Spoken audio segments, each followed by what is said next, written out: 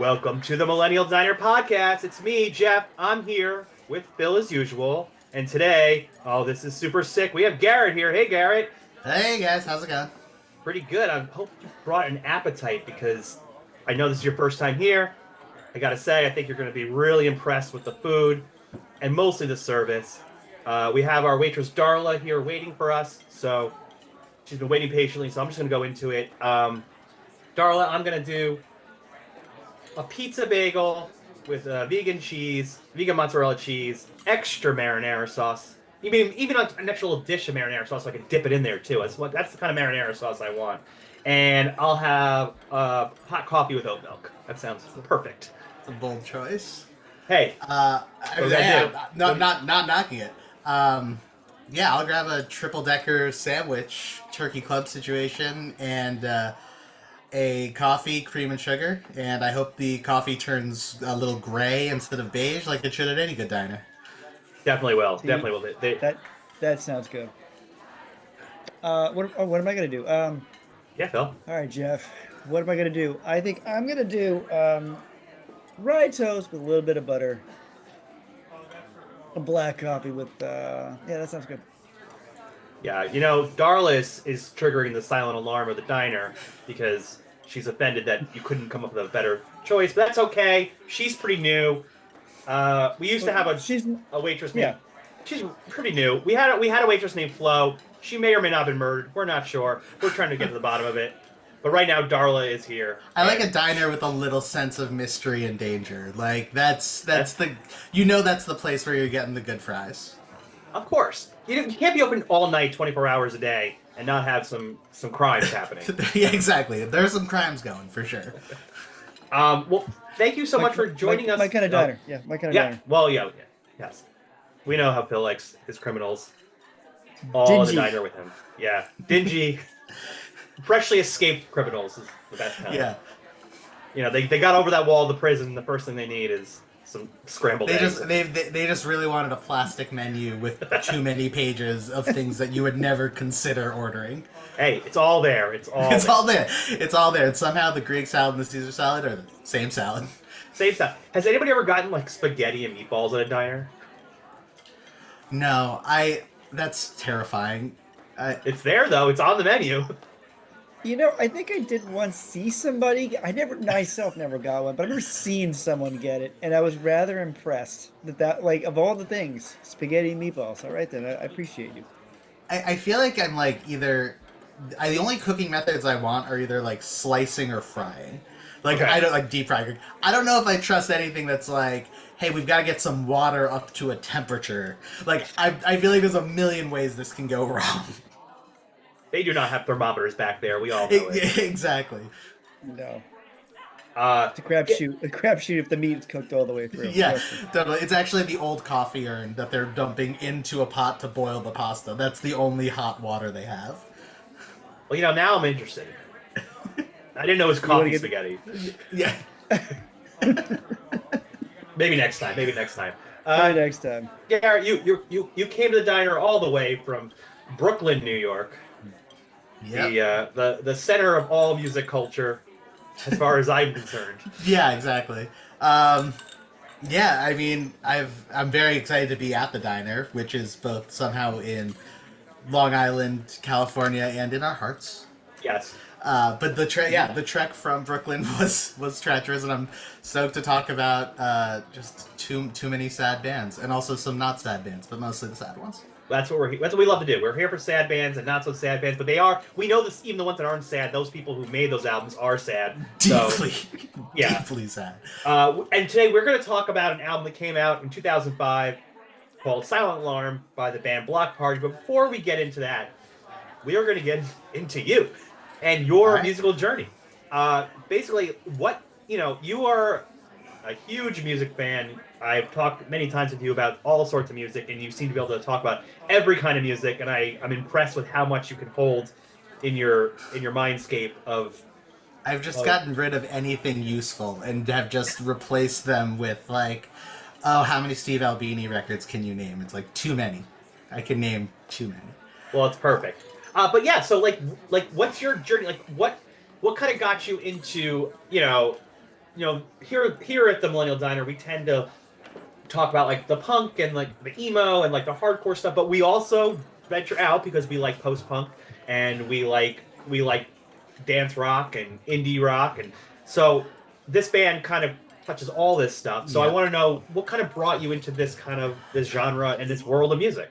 Yeah, I mean, from when I was really like a kid young, like child young, like I have an older sister. We'd listen to pop radio. My favorite song was always "Basket Case" by Green Day. So I was like, always like that. Like I think it was always meant to kind of move into a rockier direction.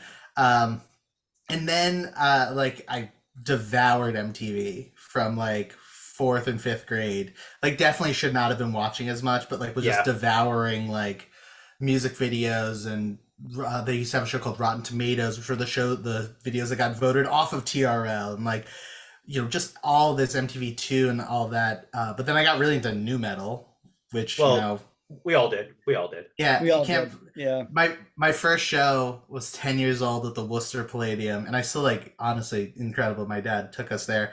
Was Limp Bizkit, Cypress Hill, and Alcoholica, who's a Metallica cover band, because the whole show was sort of sponsored by Napster, and it was like, oh, it'd be funny if we had a Metallica cover band. But also seeing Cypress Hill bring like a 3-foot bong on stage and Yeah. being like, I don't know what this is, but this feels like weird. This feels like I shouldn't know. Well, it's funny. Yeah. I felt the same way when I saw Incubus back around then, and they had a didgeridoo, which is actually Honestly, musical. that's actually honestly probably more upsetting. And I was like, I guess this is what I listen to now, which is great. It opened my mind and my heart, and I haven't listened to Incubus since, but that's okay. Yeah. They just Yeah, announced that- a tour of Coheed Cambria, so maybe things are changing. I don't know. I feel like Incubus is a band that like I definitely went through an Incubus phase of like Make Yourself Science, like those records. Yep. And I feel like it was like there's a weird amount of it that's sort of proggy, but also kind of church groupy. Yep. In this like it's just this very specific Venn diagram that could only exist in the early 2000s. Yeah. They're an interesting band. It's so funny now because I was ranting the other day about why is Creed happening again, and I guess it's just that's just where we're at. All these bands, Because everything's a nightmare is so why Creed's happening again. maybe. But nothing wrong with Limp Bizkit being your first show. I actually posted an Insta story of my dog today with Roland on the background. So Oh hell yeah. still using Still Limp Bizkit. relevant. Yeah, still happens. But But yeah, please like, continue. I think there was like a ton of new metal, like them, Korn, POD, Payable on Death, an actual Christian new metal band. But then That's like what POD stands for? Yeah, Payable on Death? Yeah, because Jesus. That all took me a long time to learn. I was like, this is very just. I didn't know I was gonna have to get a minor in theology to listen to this terrible song. But then like through that, like good music comes through as well. Like so, I listened to like so when I first heard the Deftones, and like kind of most importantly, like heard Nirvana, because they get like spins on the metal stations.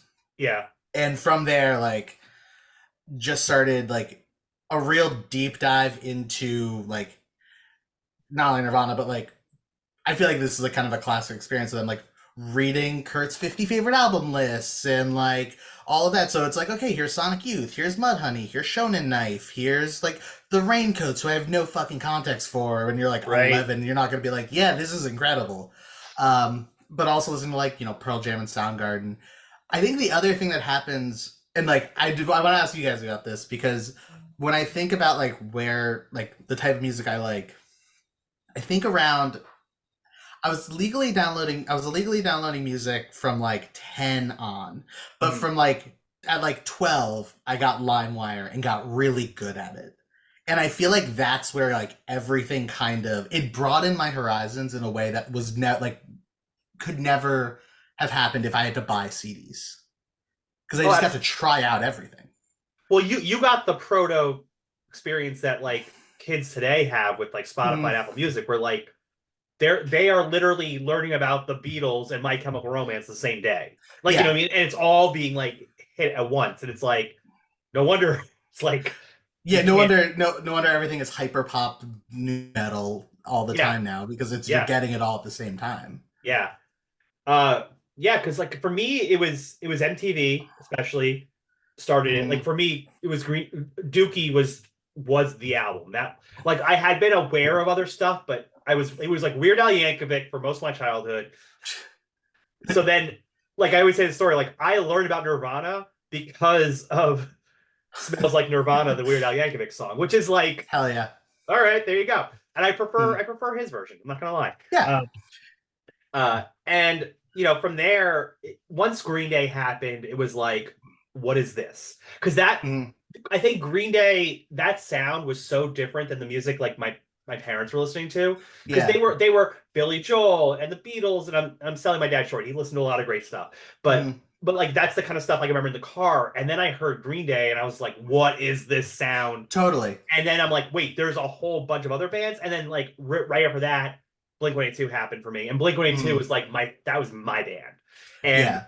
and then once Blink-182 happened, it was like the door kicked open and I like went so I also had a new metal moment. And I think that for me, new metal was like not my personality. And it was just like, why am I listening to this? And then I found like Saves the Day and the Get Up Kids and stuff. And I'm like, oh, this Mm, is my personality. this is much more my vibe. Yeah, Yeah. because new metal was always like way more aggressive than Yeah. I like. I'm soft and scared. That's not 100% my energy. But like, yeah, it really was a weird thing because I think also like that was also a way to be like, oh, I'm listening to. I mean, like I remember buying the first Eminem record and Yeah. like things like that because that was kind of folded into that. But yeah, like with illegally downloading, if like I really started just like kind of branching out. Like I remember because I'm also a big like list and like search for music person. So like I remember one year was like the end of year list, and it was I don't even remember what website, but like it had both Waldorf Worldwide by Good Charlotte and Chop Suey by System of a Down, and I was like, sure, let me download these two songs. They're the same. Um, they're certainly not. But yeah, then like really tried to act. So then like we're up to like I'm doing the slowest version. I got to speed run the rest of this. I'm 13 now. And listening to it on Nirvana, listening to it on Metallica, but also like very aware of like all the Green Day records that are coming out and like listening to that, listening to um, a little bit of like emo stuff. I think this is like right before Taking Back Sunday's first record comes out. Like started seeing some of that on MTV too, um, and then went through and like I'm gonna admit this here, went through Dave Matthews phase. Mm, Oh wow, it's I'm a white it's good to Yeah. admit it. I'm a white Yeah, kid from the East Coast. Like at some point, it was yeah, inevitable.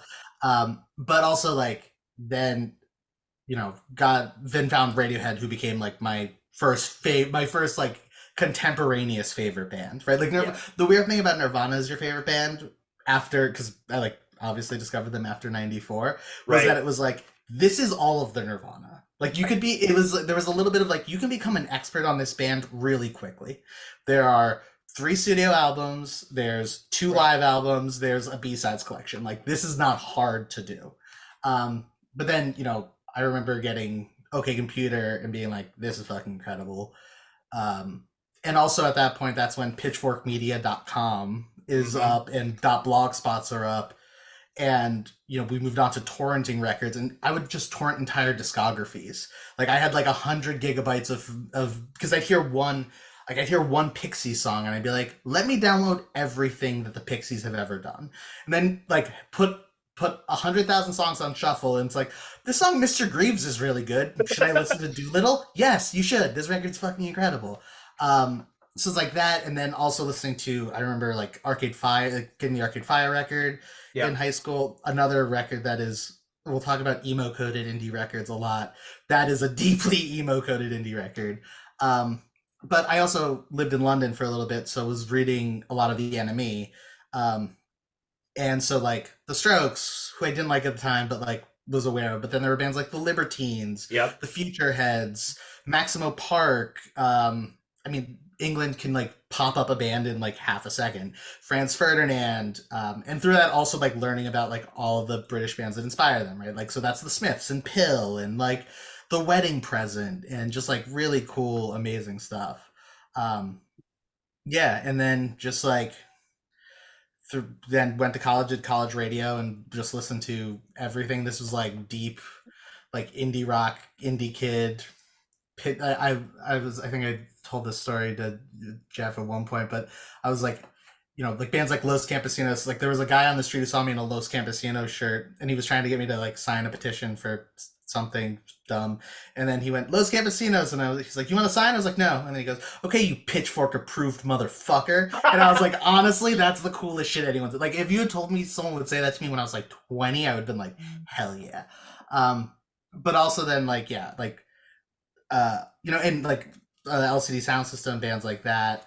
I mean, that's a huge band for me. But I think also just being able to go back, like this is and this is like what you were saying about like the kids today.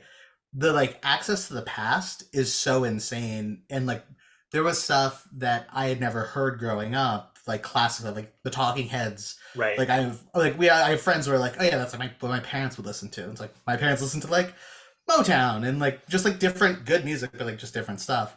And I remember like being in college and being like, have you guys fucking heard Remain in Light? This shit is insane. They're like, yeah, this is like every car trip. This is not like the first time I heard like really like loved Graceland by Paul Simon when I was like 27, and I was like trying to like pontificate about it with people, and they're like, yeah, this is like what we grew up on. Yeah. It's like a bit. I'm not kidding you. Not kidding you one bit. We drove down to Florida every so often. My family, from a family of 6, drove down to Florida every so often. Very hard to play music in a family of 6 of very diverging ages. Mm-hmm. Graceland was the only fucking thing we can agree on. I know that album backwards and forwards. It's not like I own it now. I will still play it every now and again. Great album. Great album. Also a truly excellent road trip album. Oh, absolutely. Like that's a car record for sure.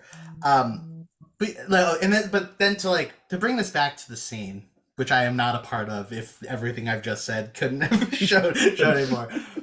Like also during this time listening to like, because like of going back and listening to old things, right? Like so in high school it was finding out about Fugazi and a lot of the Discord stuff. When Losing My Edge by LCD Sound System comes out, he lists 50 bands at the end of it, and one of them is Nation of Ulysses. And I was like, who's Nation of Ulysses? And I was like, holy shit, this is incredible. And then like start listening to the Makeup and all of that. And just like finding weird like avenues into stuff. Like I've joked about Steve Albini earlier. Like I remember looking up the top like records that he had produced, and it was like PJ Harvey, like sure I've heard that, like Sleater Kinney, sure I've heard that, and then it was like McCluskey, and it's like, well, I have no idea what this is, and it's like, oh, it's a Welsh man yelling sarcastically, and I was like, yeah, this is 100% my shit. Let's go, and like listening to all that, still listening to. I mean, I saw Finch when I was in college, like deeply emo vibes. And just like, yeah, like that was always part of kind of what I listened to. And then the last few years, I mean, like most of my favorite rock records, or a lot of them, have been like kind of much more from the scene. Like The World's a Beautiful Place and I'm No Longer Afraid to Die. I ride really heavy for that band. That band's incredible. They are unbelievable. And like I think that part of it was also, and then when I moved to New York, I would go to like, I was listening to a lot more electronic music, as well as like all the DIY stuff that was happening here. And a lot of it's really excellent. Like Parking Courts is awesome. Les Avis Fav, they're a little bit older but good. But like, do you guys remember the brand Perfect Pussy? No, I only know Mannequin.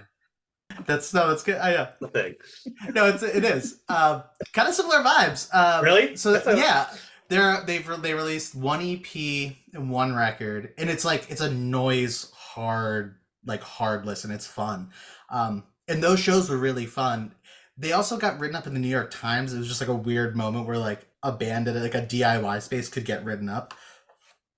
But all that stuff was definitely like hardcore and emo adjacent. And like, I feel like that's when there was like this kind of convergence of, oh, all this emo stuff is like is part of everything else that's happening right now. Right. Like it's not being shunned for like an indie identity. And I also liked going to emo shows because people would move.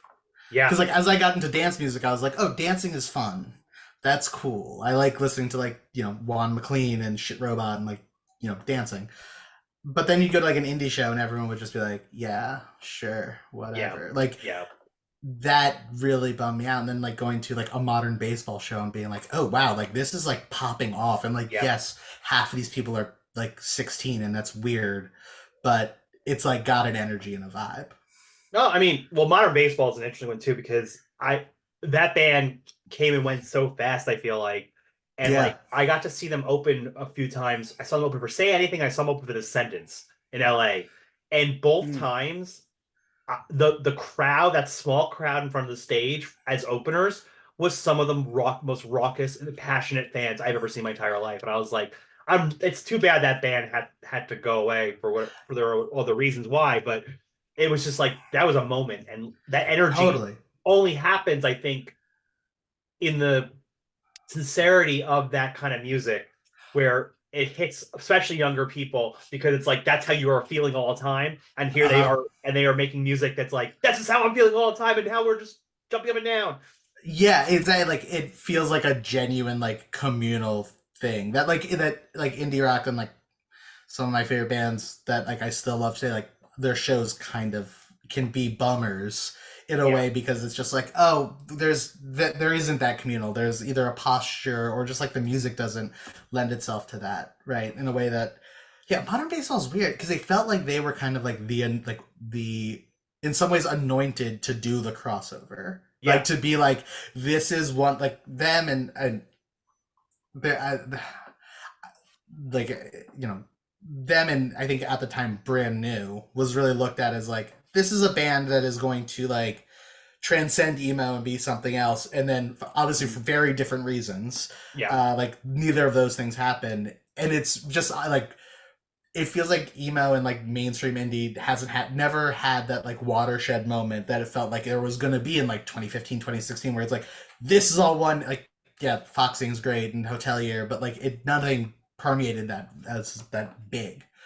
No, it's exactly. All right. So sorry, that was I just ranted. Well, now it's the hard part because we're going to ask you the hardest question, and it's probably going to be harder for you than any other guest we ever had, just based on your journey. You have been given the right to knock down Mount Rushmore. Cool. However way you want. Dynamite, wrecking ball, whatever you want. Baseball bats, modern baseball bats. Modern baseball bats. Yeah. I was gonna say a lot of t-shirt cannons. A lot of t-shirts. Yeah. And we're taking an army with t-shirt cannons, we're pulverizing it to nothing, and you get to redesign it with 4 bands or artists of your choosing. Who are you putting on there? I'm putting on LCD Sound System, who I think are my favorite band right now. Pavement, because I love a sarcastic, noisy guy. I think Radiohead still, because they were like that they're always going to be important to me. And then the last one, I could literally just sit here in silence for about 20 minutes and think about. But I think I'll say the Talking Heads. Cool. Yeah, I think they did a lot. Like the melding of post-punk, punk, and then the new wave they do at the end is like a huge bridge of kind of modern music. That's a powerful Mount Rushmore.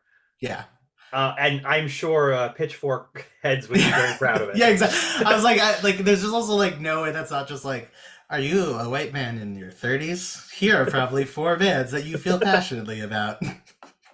I feel like the Talking Heads is one of those bands that they made the emo scene and punk scene. Well, because they came out of like the punk scene, the new wave, punk scene. But like they made it okay to be weird, and and that's good. And I think that's a good thing that they brought.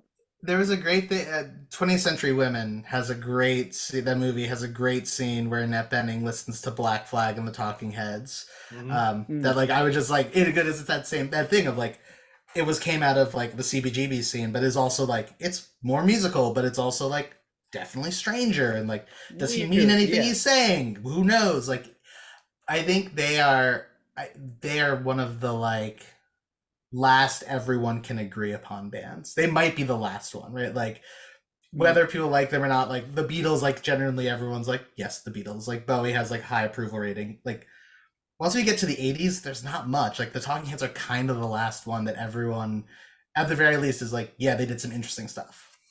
Well, it's funny. They had the big suits, right? At Yes. one point. Yep. Okay, so late last year at VMAs, Fall Out Boy for some reason wore the large suits. Mm-hmm. But okay, there you go. And then as we're recording this, Yes. Paramore just put out a phenomenal cover of Bring Down the House. Bringing Down the House, and Bring it's Down the like, House. oh yeah, it's like right. And also they released the movie that came out this year, their documentary, and like it just feels like Talking Heads are in the moment. And then did you hear how much they were offered to reunite? $80 million to reunite, and they also deeply don't like each other, which is also a great rock band thing. But yeah, like they're like Radiohead is named after a Talking Heads B-side. Like this is also at the same time that Brian Eno is producing them, that he's like inventing ambient music and then goes on to like make U2, like make those records sound incredible. Like it has touch points in so many different places and so many different kinds of music. And also like fundamentally fun to put on a party. Like you can put on Speaking in Tongues and like, again, like no one's gonna be like, what's going on? Although I did put on Remain in Light at a party, and side 2 gets very weird very quickly and like real bad trip vibes. Like do not recommend the Overload at around 11:30 if you're trying to have a good time. Good to know. Good tips. Good tips. Bill, do you have a question about all these bands that you want to ask? I do. If you could, Garrett, pick one song from one of these bands. Mm-hmm. Lot to choose from. Yes. What's one song you would play right now? This is the most pressure I feel like anybody's ever felt by putting these 4 bands up there. Like, this, it's yeah, not no, like these bands have a few albums. It's like it would be really. Like it's also like if it's such a trap because it's also like if you pick the most popular song that's lame. If you're like intentionally like actually there's a B-side off of Amnesiac that is, it's just like come on, stop it. No, I would say Losing My Edge by LCD Sound System for a ton of reasons. I mean it's a great song, but also he just lists out like 60 bands that he likes at the end. And I think that like was such a huge part of how I discovered music, was like listening to dudes talk about the bands they liked. That it's like I've always had a soft spot for that. Well, it's such a good, and also it's a good song because it's someone realizing that they are no longer special, that they are no longer cool, which also is like literally happening right now. And also to the entire borough of Brooklyn at about the same time. So it's great. Perfect. Definitely won't be an existential crisis for me. All right. Well, here it is. The first time LCD Sound System is made into the Millennial Diner, and here is Losing My Edge. Now it's time to talk about the Bloc Party. Not the Bloc Party. Bloc Party. That is 1C Bloc Party. Yes. Very important choice they made with their band name. The album's called Silent Alarm. It came out February 2nd, 2005. 2005. There was we're well into the George W. Bush experience. In fact, he just started his second term. Mm-hmm. Iraq War, lots of not great things happening then, as there are not great things happening now. It just as the world goes around.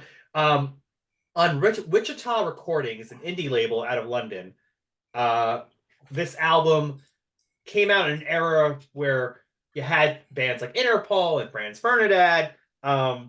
So that's kind of like the space I feel like they were coming out in. And somehow while in between my breaks of listening into the Cork Tree Fall Out Boy album, put this on and went to a different planet with its indie rock, post-punk, pop, dance rock, you name it, it's all happening here. Produced by Paul Epworth. Yeah, it's a really weird album. It's a really specific album at a really specific time, because like there's it's a lot of things, and it's also not any of them, right? Like, is it a dance punk record? It's like sort of. Like, I challenge you to try to dance these songs. Like, they're not actually that danceable. Like, the Right. Rapture is the dancier version of this, right? Like, Yes. it's not near like I've heard like post punky. It's like, yeah, but like they've all already said, like, they talk about that they didn't listen to Gang of Four and Pill. It's just like that's how they played guitars, right? Like, Right. and like Franz Ferdinand was already out making like the funkier version of this. Interpol was making like the more like austere, like, we wish we were from Manchester, we just happen to be from New York version of it. And then this record is, it's just kind of all of these. This record should sound terrible. Being like, yeah, it's like at times dance beats with two guitars playing, really reedy lead lines, and like they didn't use distortion the first time they played it, and the lyrics are at times incredible, but also like very much like on a like overly earnest teenage vibe, which is not a bad vibe, and it all comes together and creates like a pretty compellingly great record. It's insane. I I remember I came to this album that it was a dance punk thing for me. Mm, And because at this point I was kind of like gearing away a little bit from it. I was like, I need something a little different. I've been in the punk and emo scene for such a long time. I need something different. So I found Franz Ferdinand. Like I kind of got into the dancey punk stuff, and I found Franz Ferdinand and like the Bravery yep. and like the Killers I got into, and Mhm. and then this album came out, and I was like, this this shouldn't make sense. Yeah. None of it. And yet it does. And I don't know why, but It I'm all here it for it. also like it also shreds a couple times. Like, it yeah. like has a couple of Yeah. moments where it's like, oh yeah, we're just gonna do some like guitar heroics. Like, there's a reason some of these songs are on Guitar Hero. Like, it, and the rhythm section is so tight. And it's a great sounding record. And it's not it's I think about the scene, like all the records that came out around then, like of like that, there's like the indie side that is much more like Neutral Milk Hotel adjacent, right? Like the Arcade Fires, the Sufjan Stevens, the Iron and Wines, where it's like we're getting quieter, we've got acoustic guitars, we can be epic, but it's like we're not gonna rock out. And then there's this other side that's like, yeah, like the Bravery, um, the first two, like at this point the second Interpol records Yep. out, like you've got New Young Pony Club, you have all of like, and in England like the amount of just like dance punk adjacent kind of records like Maximo Park, Kasabian, like all these records come out. But this one kind of stands apart, I think, also because the songwriting is like genuinely great. Like, it is, these like songs have great hooks and big choruses. And a really like, this was like, we were talking about live shows earlier, like these shows used to go off. Like, when they would kick into these songs, it would like, the house would come down a little bit. Yeah, I'm sorry to say I've never seen them live, so it's I now I really wish I had. I was listening at this time. This was a little before it, but it was around this time. Within this year or so. It was the Arctic Monkeys' first record. Mm-hmm. Oh yeah. We Yeah. are scientists. Hell First yeah, album, yeah. like The Great Escape, great record. all these things were kind of happening at the same time, and I was like, oh, what's this stuff over here? But what really struck me re-listening to it now, because when this album came out, I probably didn't get it the day it came out. I probably got it later, 2005. Is probably when it got on my radar, but or maybe even early 2006. But it strikes me thematically how these songs come out, because these these gents didn't know what they were singing about. They were singing about a generation, because I feel like, wow, the millennial malaise that is being called out in this album, Mm-hmm. that now, as the millennials from now become quote unquote full-fledged adults, what happened since then, this album is like, oh, the stuff that especially the stuff that he's observing from relationships, just people and how their lives are going, it's really on point. Yeah, it's really pressing. And like, I feel like at the end of this, we should talk about what happens to this band afterwards, because it's like Yeah. also another interesting story of just like, because this is also, I think it's worth mentioning, this is their debut record. Yeah. Before this, Right. they had released one EP that has a song that was on that they have now put on the record, but wasn't on the original release, called Little Thoughts, which Right. is the most like pop punk song on the record. Great track. They had released 4 songs. They had offers from all the majors and were like, no, we're gonna sign with Wichita and we're gonna just be an indie band. Which is, a crazy one. But anyway, bringing it back to what you were saying, Jeff, of like it's always been in them to be like very observational about kind of like what's going on. And even when it's like the price of gas is like a little clunky with it, it also like still sort of hits, but it also really hits when you're 15 and you hear it and you're Oh like, yeah. oh, we're just yelling shit. Awesome. I'm also mad about the price of gas. I'm like theoretically global geopolitically. No, it's so good. Yeah, and the love songs on this, and then also the not love songs are Right. also really great.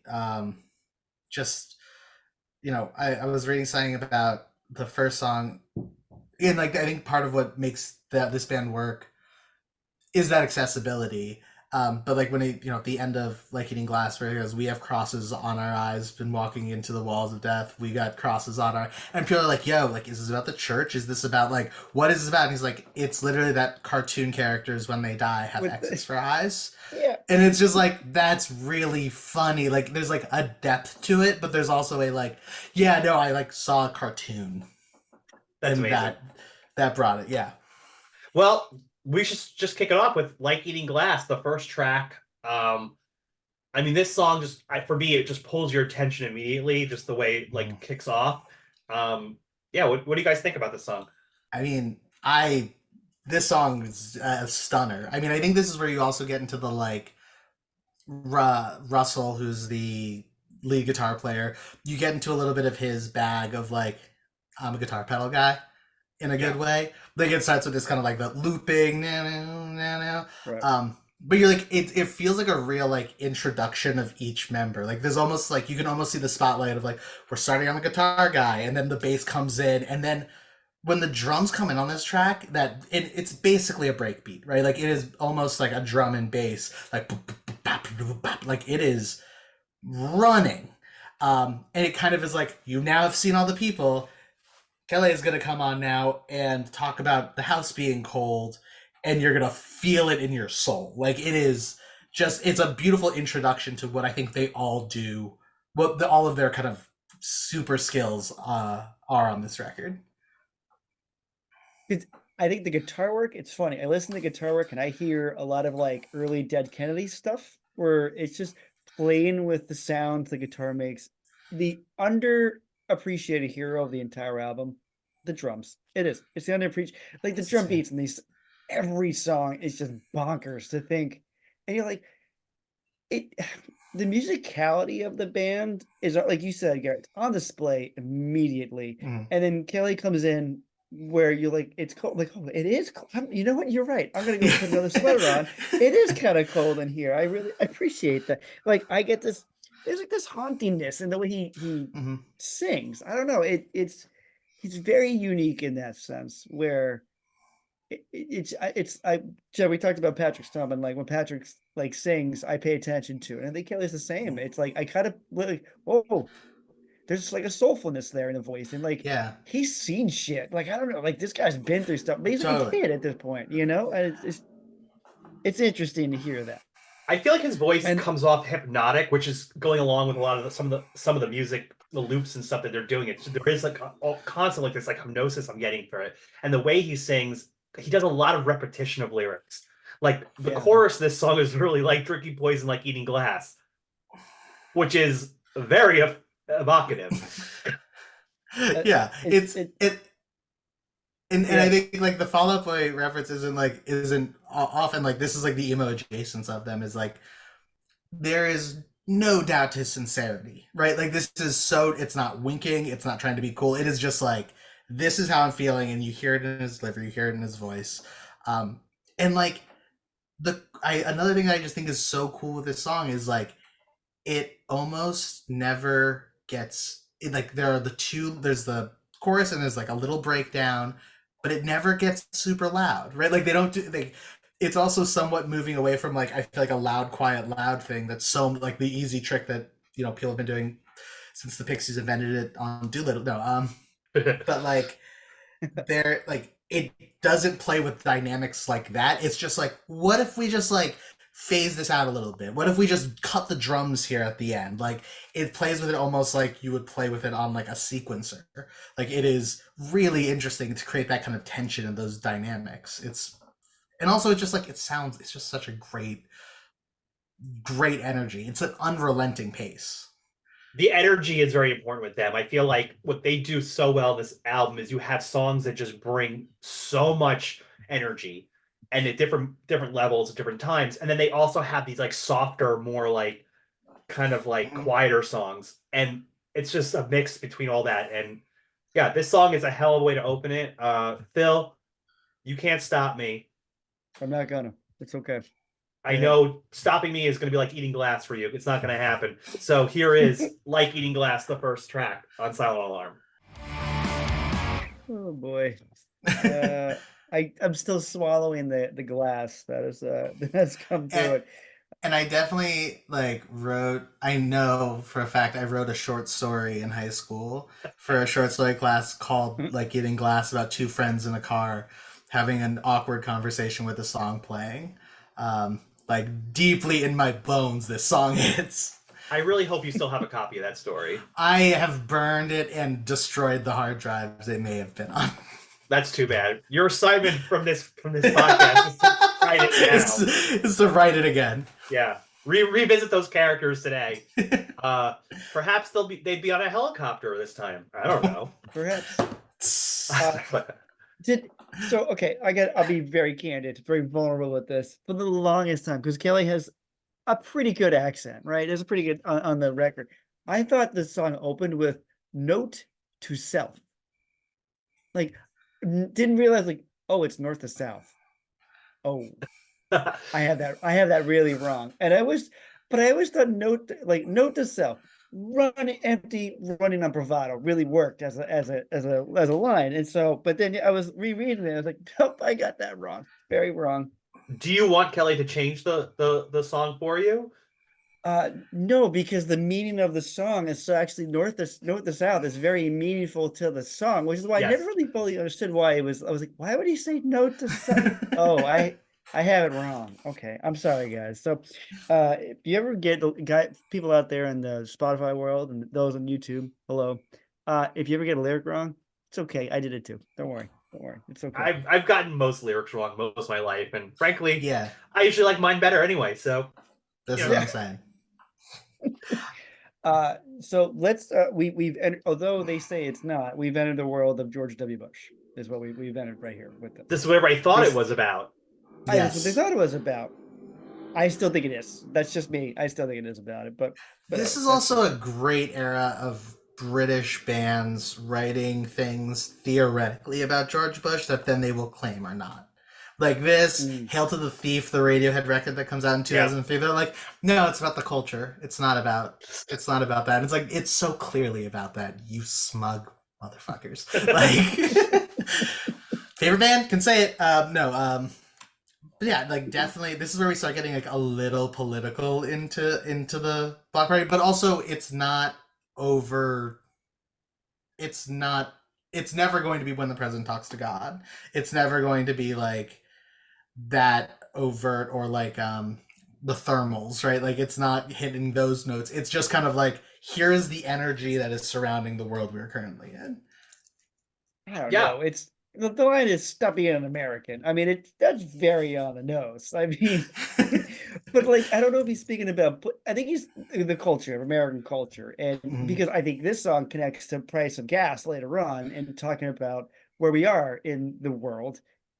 And you got this kind of, so James Dean, so blue cheese, gonna save the world because that's what America does, I guess. He's gonna.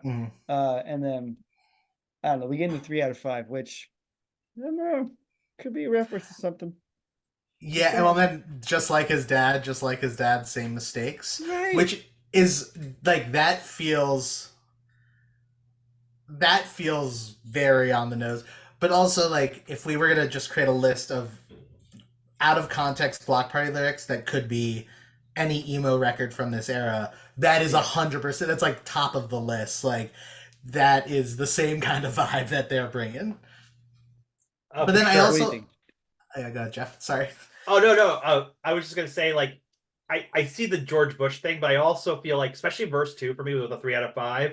To me, this could be just someone looking at themselves and being like, or the people around them, that this is the best we're gonna do. We're 3 out of 5s. We're 6 out of 10s. This is our peak, and we're hungry and dumb, and we're like queuing up for some more junk food. Like this is just what we do. It's kind of this like, again, the malaise is here about who we are, and if it is British, the idea of being American, it's like, what's the worst thing you can do? It's just act American. There's also an important, because it is the part of like, why can't you be more European, bastard child of guilt and shame? There's also an important thing that he is a second generation immigrant in London. Yeah. And the second record will have songs very explicitly about being a Black British person. But we're starting to see that part also be expressed in what is also their biggest, like, this is, I think, the biggest song that they have. Yeah. But under the radar, it is really like about Western society, in a pretty and not necessarily a nice way, in a very like with a very critical view. Not a nice way is a terrible way of saying that. With a critical view is what I meant to say. But like, I think one of the things that makes this song work, and like this is the Guitar Hero song, is you have the two. This is where you get the intertwining guitars. Yeah. That get them so many Gang of Four, Pill references, kind of in their early press, where people were like, "Oh, this is the real post-punk revival," when that was not stuff that they were even thinking about. That's which so, I always find funny. I love when I hear there's a band recently. I was reading about a band I talk about a lot in this podcast, Scowl, and how they had this like '90s sound on top of like a hardcore thing going on, and her voice is very like, she sings like a '90s singer, like she sings like she could be in Garbage or Hole or something like. And then I would listen to an interview with her, and she never really listened to '90s music. Like that's just what she found on her own. It's just it's so crazy. Yeah, this was their big crossover hit. This is what got them into our ear holes in America. Was this song was the way it got there. I also found the "Are You Hoping for a Miracle" chorus and how it changes into "It's not enough, it's not enough." Like, just that message again. It's like, this is a pretty dreary look at what the world, and the song doesn't sound that way though. No, yeah, the song is bringing a completely different energy, and I think with like Phil, you were talking about like the dance punk part of it. Like, this is like the earnestness that like almost no other dance punk or dance punk adjacent band was even toying with, right? Like I think them and Franz Ferdinand, because the first Franz Ferdinand record came out I think a year before, maybe 2 years before.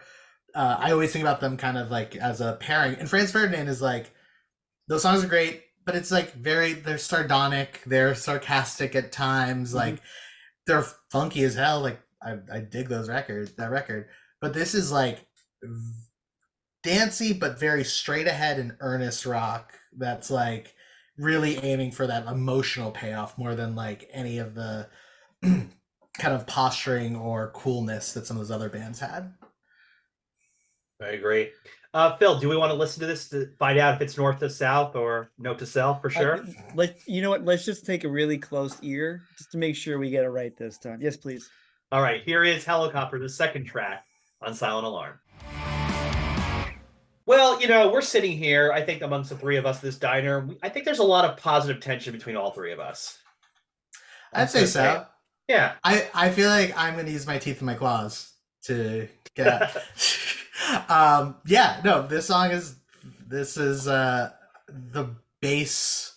This is like welcome to the party.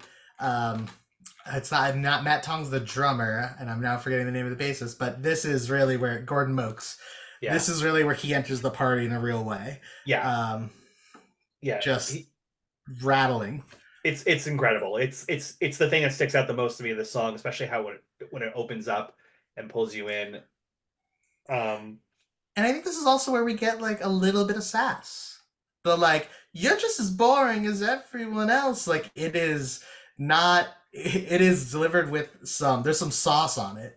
Um, Also, it's the tut and when you tut And and you moan and you squeal and you squelch, like this is fun. first up, we appreciate good writing when you got fun words like that in a song. It always just makes things better. Yeah. Yeah, 100%. yeah, This and like, oh, good, Phil. yeah. Sorry. No, you get No, I was just gonna say like I think this is like it's one of the this is also where we start getting kind of like the lens has shifted on each of these songs, right? Like Lake Eating Glasses feels very like relationshipy, Helicopter is much more subtle. This feels like this, and they will end up writing 3 or 4 versions of this song. Is like let's go on a night out and make fun of everyone we see. Like hmm it's basically like the fear and the yearning, the fear of the consumption. It's gonna eat you alive. It's like, yes, this is a song about people in their 20s drinking and doing drugs and out and about and just looking at how fucking useless it is. Um, Again, that sardonic part, but like it does all of this while giving you a jaunty, fun bass part that then, I mean, I don't want to get to it yet, but we should talk about the ending of the song because when it starts kicking off, this song kind of goes to a different place. Yes. right. It's funny with this song though, because there's all of that, but I also feel like so the last song is the previous one is very pop punky in the sense of like very dark lyrics, upbeat sounding thing. And so we get into this song, and I feel like we've kind of hit like a real punky song because it's they're making fun of everybody, but it's also there's this sort of discussion of a fear of being mediocre and being a Mhm. part of the mediocrity, and like that's kind of terrifying. And I know thinking like, look, man, I'm still thinking that way. I hate Mhm. feeling feeling like I might be, mediocre and just kind of, as my son would say, very mid. So I'm down with the language, so I don't want to be mid. That's not where I want to live. I want to, I don't know, not be boring or mediocre. And I think this is also a song that's kind of dealing with like that feeling of I don't want to be mediocre or boring Mhm. like the rest of them because that's the rest of them. That's not us, you know? Totally. Yeah, and I think it's funny because it's really it feels that the songs are spiraling out about that, right? Like Yeah. when the guitars come in and they like it's that they like why'd you have to go getting so hysterical? Like and that's when the guitars start pinging off each other and you get really a shuffle in there and it's really good before the yelling of why'd you have to get so fucking useless and like just going back like what this band was like live like you can just imagine at a show when they get so fucking useless and then there's this big guitar breakdown and like people will go nuts but how does it end back at the bass line with play it cool boy like hey like you're gonna spiral out on not being successful and that's fine but like at the end like get back to that base level of like I'm not mid I'm great I am that cool success that from the beginning of this when I was Yep. drinking in the pub and looking cool like the song See, rips. now I got a question. Why is it called positive tension? Hmm. Is it what motivates you? That's a That's positive what I thought. tension, I would I think think. that's what Yeah. it is. Isn't that? Yeah, I think that really feels it because it's kind of like the person saying this who comes back and says play a cool boy by the end is kind of like showing them what you're doing wrong a little bit. Like you're making the scene and Yeah. Mm. all this stuff, and now look at me. This is where you got to get to. But so I but isn't I think that's definitely I think that's right on why it's called positive tension. I have to say though, don't do we think that there's a level of British like sardonic irony here, right? Mm. Because the second verse is right. She said I'm gonna use my teeth and my claws. She said I'm gonna use my teeth and my breasts. I'm gonna make it happen. Like there's a level of this where he is still like yes this is the positive tension that you think you're trying to get to you cannot run on or ever escape but like it's not working like you're Right, playing it cool you're not cool Right. right. It's very, very British. very like I mean very and like obviously comparing them to like it's very Morrissey adjacent in its irony, I think, Well, but obviously different it's vibes. funny. It's funny you bring the Morrissey up because the band that I thought of is more of a contemporary band. This song for some reason, even though they don't sound the same, but this reminds me of Idols and Mm, what Oh. they kind of do in their songs, Hmm. and also with some of that cheekiness and like that's a great call. with This is with a the great with shot. the post punk sound and everything like that. Um, this song especially, I was just like, it just made me started thinking like, oh, I think I got Idols tickets for later this year. Awesome. Well, it's funny because you said that, and then I'm like, you know what? It now all these like British bands are popping off my head, and I'm like, oh yeah. I'm like, there's a lot of Kaiser Chiefs in this, and I'm like, oh yeah, I can hear like some like early pulp work in here too, and it's just like Totally. every band I can think of, like they're not steal they're not taking from it. They're like there's just a general sound that comes out of the sardonic, sarcastic Mhm. stoicism of the English scene of the 95 to 2005 realm. It's just interesting. Yeah, it's cool because you can also put them. I think like the pulp thing is like absolutely right. Like you can put them in so many different contexts if you want to, right? Yeah. Like Yeah. there's an entire thing where you're like, look at Park Life, different class, and then go to Silent Alarm. These are effectively the same albums, just with Hmm. different musicalities, right? There's a whole other Right. world where it's like, look purely at like a very specific British record that came out in 2003, I believe, which was The Streets, Hmm. original pirate material. Mike Skinner, British rapper, incredible record, but just documenting like being kind of broke and a just a normal person in England with a real eye on social commentary. And you could easily put Block Party in that world as like a post, like Hmm. inspired by dance music, but not dance music, real like socio commentary. Like you can put them in the lineage with the Kaiser Chiefs and the Arctic Monkeys. Like they can kind of fit wherever you need them to. Yeah. Um, Hmm. because the music has so much in it. And saying all that, and it's like it's still fairly straight. Like this is it's a lot of like we were talking about the Talking Heads earlier. It's the same trick. It's like there's a lot of things you can say about this. Fundamentally, the music is like super accessible. Like you can listen to Right. this and be like, I'm not going to Hmm. think about what anything means, and I'm going to just jam out on this. Yeah. And and for the most part, I think until I sat down with it really and listened to did a close read on it, that's how I used to listen to this album. This was Mm-hmm. not I wasn't listening to this. I because of the way he uses repetition and uses like these phrases more so than like writing out a story. That's what it kind of that's what I think of. I glue on to like just this phrase, so I could just keep repeating over and over like, why'd you have to get so hysterical? Mm-hmm. Whatever it is, it's like the use of that is very powerful. Um, this is a song I would love to hear at a banquet if I Oh, was to. that's my favorite things to go to. I love banquets. Yeah, Yeah, banquet hall. yeah. Yeah, a banquet hall. Well, Yeah. well, good news. Track 4 is called Banquet. What do you think There's of this some one? there's some sexy things happening in this Yeah, song. we got a howl like a ooh Yeah, yeah, we got that in there. we get the like real two guitar like back and forth ping ponging in your headphones, which is always just like I'm a simple person, like I'm a simple man. Trick like that, fuck yeah, like Gets every you. time gets me. We get a really weird like when on the second verse when he says no no no sounds very much like he's singing Electric Avenue, which like highly like shout outs to Brixton Reggae and Electric Avenue. So that's neat. Yeah, the song's really cool.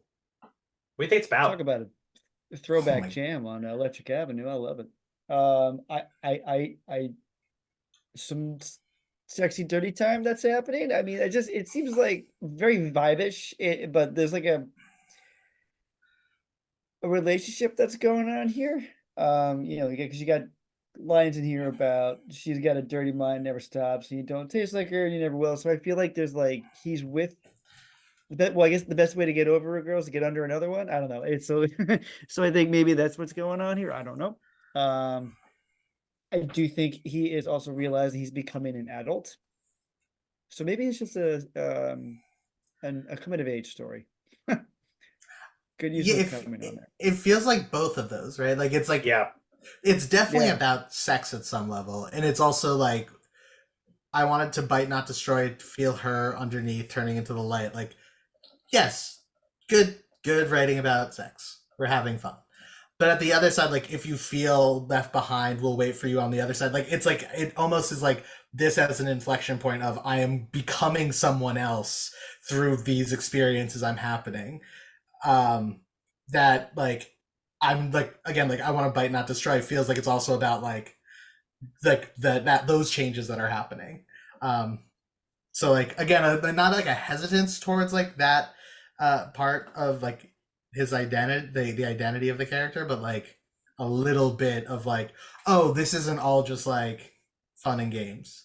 Like nothing is ever just fun with this band. Everything is at least at some level a little either like we're either a little cynical about it, we're a little worried about it, we have questions, we have concerns. But I think that's very indicative of the time that this is 2004 and 5, and like there's a lot of uncertainty in the world at this point. We've got yet another war in Iraq. You've got the housing bubble right around the corner and the financial crisis that comes with it. Now, because the starting point is in these years, 2004 and 5. I mean, it's what's happening. So I can feel that's that kind of unease is going into these songs. And that's what I hear a lot in this song. I think it was a great way he said it, Garrett. It's basically kind of he's be doing experiences that are making him change and like into an adult and like, oh, this is what adulting's like. Perhaps I might not like this. This might not be like the most fun thing, but I'm uncertain. Well, Yeah. there's heartache here, right? And I think Phil, you hit it earlier. It's this idea of maybe he's now with another woman, and like that feeling of like maybe, I'm extrapolating here, but it's like I agreed about how it was both like a growing up song and trying to deal with a relationship that he doesn't quite understand, and that in itself is kind of being like, oh, is this just how it's gonna be now? Yeah. And like I think that.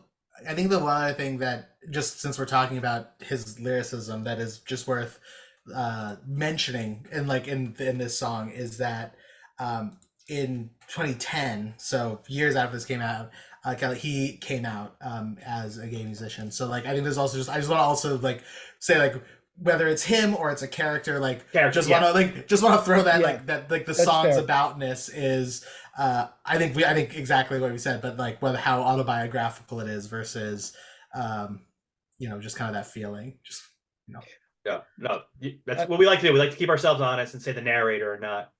yes, The narrator. Yes, that is good. Yeah, it's funny because you say that. I'm like, maybe it's about him, the narrator, realizing that like maybe they like the same gender, same sex as them. Yeah, I mean, like, I think it's definitely about just like the experience, like sex as an experience of change. Yeah. Right. Yes. Which is, and it's not on like an It Follows tip, right? Like a movie I've never. I'm like such a scared person. I read the Wikipedia pages of horror movies, and I was like, "Damn, what a cool sounding movie that I will never watch." It's great. Right? It's not It that. Follows is great. It's great movie. Yeah. Like, it's not that level, but there's a level of like I enter a different this is now a changing in who I am, and that is inherently scary. Maybe not horror movie scary, but scary nonetheless. Well, that's like the zombie scary. My wife hates zombie movies because it's the loss of self that really is what a zombie movie is about, and that terrifies her. And I was fine with zombies until she taught me that, and now I'm like, nah, I'm all set. And I have a line. I'm a big fan of we talked about this with our friend Greg. I like to read the Wikipedia of a horror movie, deciding if I'm going to actually watch this. For example, I read the Wikipedia for the Terrifier, and I was like, fuck no, I'm not watching this movie. Did you watch Terrifier 2 then? I did not fucking watch that movie either because I read that and I was like, nope, I'm not watching that one you either. Probably shouldn't watch that. Well, I think coming back now to the title, A Banquet. Banquet. Yeah. What do you have a banquet for? It's a celebration. It's a celebration of a changing thing. Right. I'm just thinking about my bar mitzvah. This is basically the bar mitzvah song, is what it's the bar mitzvah song. Yeah, 100%. Can we play Banquet? think we Now have we have to. have to with that intro. Absolutely. Just trying to For all do the the horror. Try to do the horror during it. Actually, I think it would kind of rip. I think that would work. I want to go to the bar bat mitzvah that is playing Banquet. Someone send me an invitation. All right, here Indie is Sleaze Banquet. Indie Sleaze Bat Mitzvah. Indie Sleaze bat mitzvah. It's right there. I love that. Okay, I gotta sit here and think about this while we lay this song. All right. Let's get a little emo. Let's do Yeah, track 5, Blue Light. My first note, slower, more emo. my in-depth coverage. Like honestly, like you're good. Like that's like wrap it up. No, yeah, I still feel you in the taste of cigarettes. What could I ever run to? Like so good, so good. We are deeply in that emo phase. It's like a beautiful simple song, and you know, I don't want to step too much on this point, but like this is also where you definitely hear, I think there's like a nuance and a subtlety in which they use their guitars in this that is so different than a lot of these other bands of this era, and feels like probably inspired by some of the same stuff that was happening in like some of the emo world. Jeff, do you know what the blue light is? I had to look it up. I had to look it up. Jeff. I don't know what it is, but if you know, please tell me. I do. A blue light generally boosts alertness. It helps the memory and brain function and elevates the mood. We've learned recently, too much is bad. That's why you have blue light blockers for watching the screens at nighttime. It boosts the energy too much. So I think that even adds a bit of sweetness to this song. That is what the narrator is saying to this person, that you are the bluest light. You are what brings me out. And it's, I think, one of the rare positive songs on the album where I think he's saying something kind of sweet here. I mean, what do you think? It's funny you say that, because like I'm glad you're saying it's positive, because my feeling was kind of like, this is like basically it's a song about a romance that's not working and they're trying to like keep it together. For me, that really comes through in the bridge. You didn't even notice when the sky turned blue and you couldn't tell the difference between me and you. And I didn't really notice the gentlest feeling. It's like they're kind of lost in it, but they're not connecting as they should. That was kind of like my take on it. Garrett, what about you? Yeah, no, I think it's if that's the way it is, then that's the way it is, which has like what a heartbreaking resignation exists in that. Like, yeah, because it doesn't feel like, it feels like it's not over, but it's not officially, it's not Facebook officially over, but like it is emotionally over. Yeah, like it is just like we are in this place where this is how it is. It's not going to change for the better. And then there's the sadness of like, but he also still clearly loves this person, right? Like you are the bluest light. So maybe that's well, you know what we're gonna do? We're gonna combo the two thoughts and put them into one. And I think that's probably what this song's really about. It's the acknowledgement that it's over, and that maybe that the narrator is not as deserving to be the one to have the light in their life. Well, Well, this is verse 2 I'm looking at. I still feel you in a taste of cigarettes. That's a longing, right? What can I ever run to? Just tell me it's tearing you apart. Just tell me you cannot sleep. So that also get like, is this as hard for you as it is for me? Yeah. That reminds me of there's a Blur lyric on No Distance Left to Run, which is Damon Albarn's send off, like just like breakup song, and there's this line, "When you're coming down, think of me," which is, it's a little bit meaner, the meaner version of this, but like it's that same thing of like, I hope that this is as hard for you, because the whole first verse is all about just like you, like you'll find it hiding in cupboards. It'll walk you home safe every night. It'll help you remember, like the fact that like you will be reminded of this all the time, and like you're just hoping the other person also is reminded of this. You want to almost live in that pain together. Yeah. To give it some meaning. It's like what was the Take It Back Sunday lyric? If it's not keeping you up at night, so what's the point? Yeah. Yeah, that's the first thing I thought of. Wasn't that from Blue Channel? No. It was. No, it's not Blue Channel. It's not. It's the Which one? It's the last song on that album, which I'm blanking on the name right now. Which is not Blue Channel. Okay.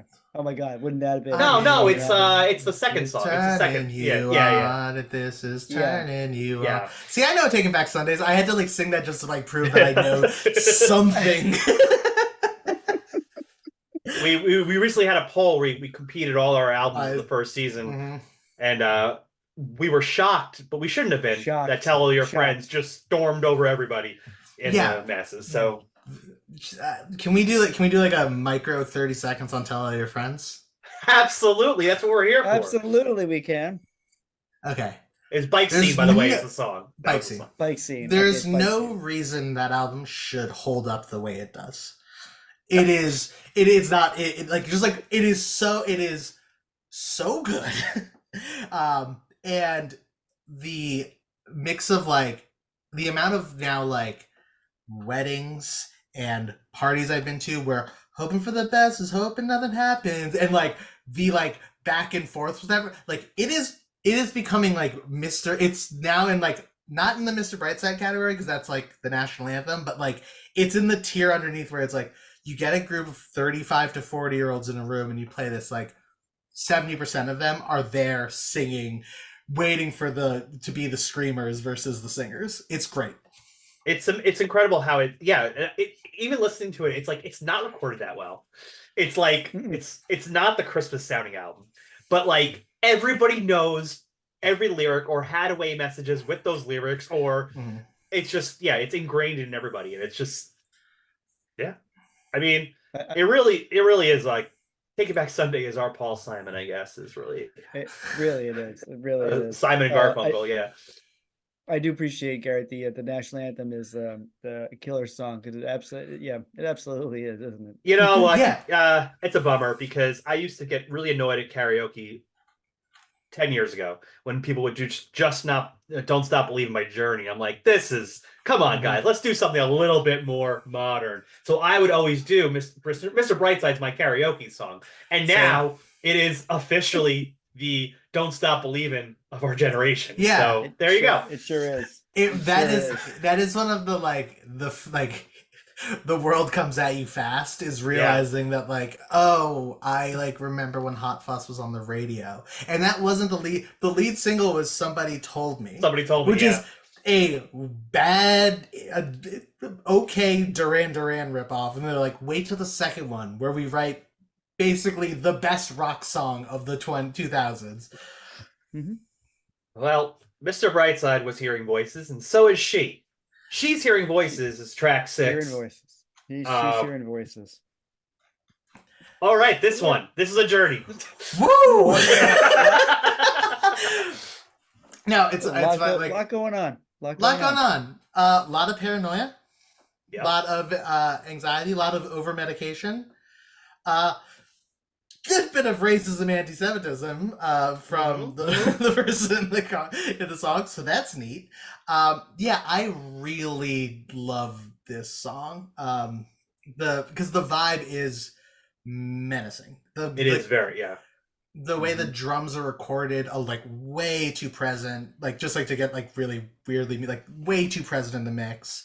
When the guitar comes in, it's like a little like funky little piece that only exists like in the pre-chorus, and it's just red pill, blue pill, red pill, blue pill, red pill, blue pill. Like clearly someone going through mental health, like a mental health moment, and also losing touch with all reality. The line at the end of the chorus is my favorite line. The milk of amnesia. Like that could be an album title in itself, right? Like, Milk of Amnesia is just, again, I feel like again, going back, his lyrics are subtly like really brilliant at Yeah. times. Like he just will just throw these phrases at you, and you're just like, I could think about Milk of Amnesia for like days. Um, Yeah, it's so because good. it's a play on Milk of Magnesia, Hmm. mhm. which I think it's supposed to be that's a good thing though, right? Milk of Magnesia Yeah. is supposed to do something.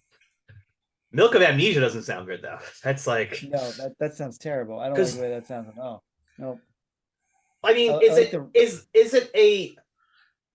is it somebody like losing their sense grip on reality and having this, as you said, a mental health moment, but also it's kind of like, is it is it about this woman this So just going through this, or like is I it somebody they like know like I think that the Shyamalanian-esque twist at the end of this song, yes the Luke, I am your father of this song, is the last part where, because the entire time that she's hearing right voices, she's hearing voices, and you get this other character kind of coming in mostly just in like shouts, right?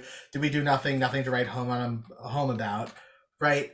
But at the end we get, I'm walking on eggshells, walking on glass, burnt by the mirror, burnt by the light, feeling rejection, I'll burn down your house, tearing down posters, I was never alive.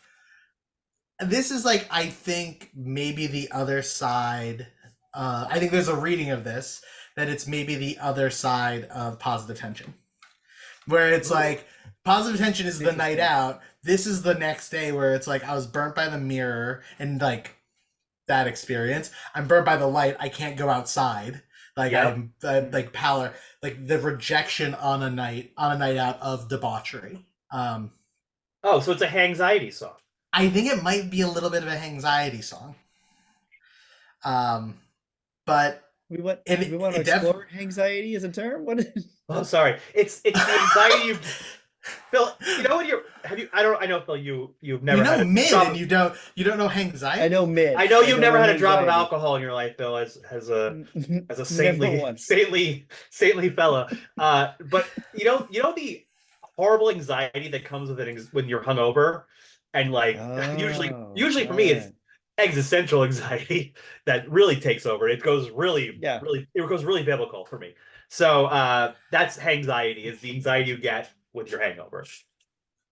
Oh, I get that. Okay, I totally understand that now. Totally understand that concept now. Okay, good. Thanks for explaining it.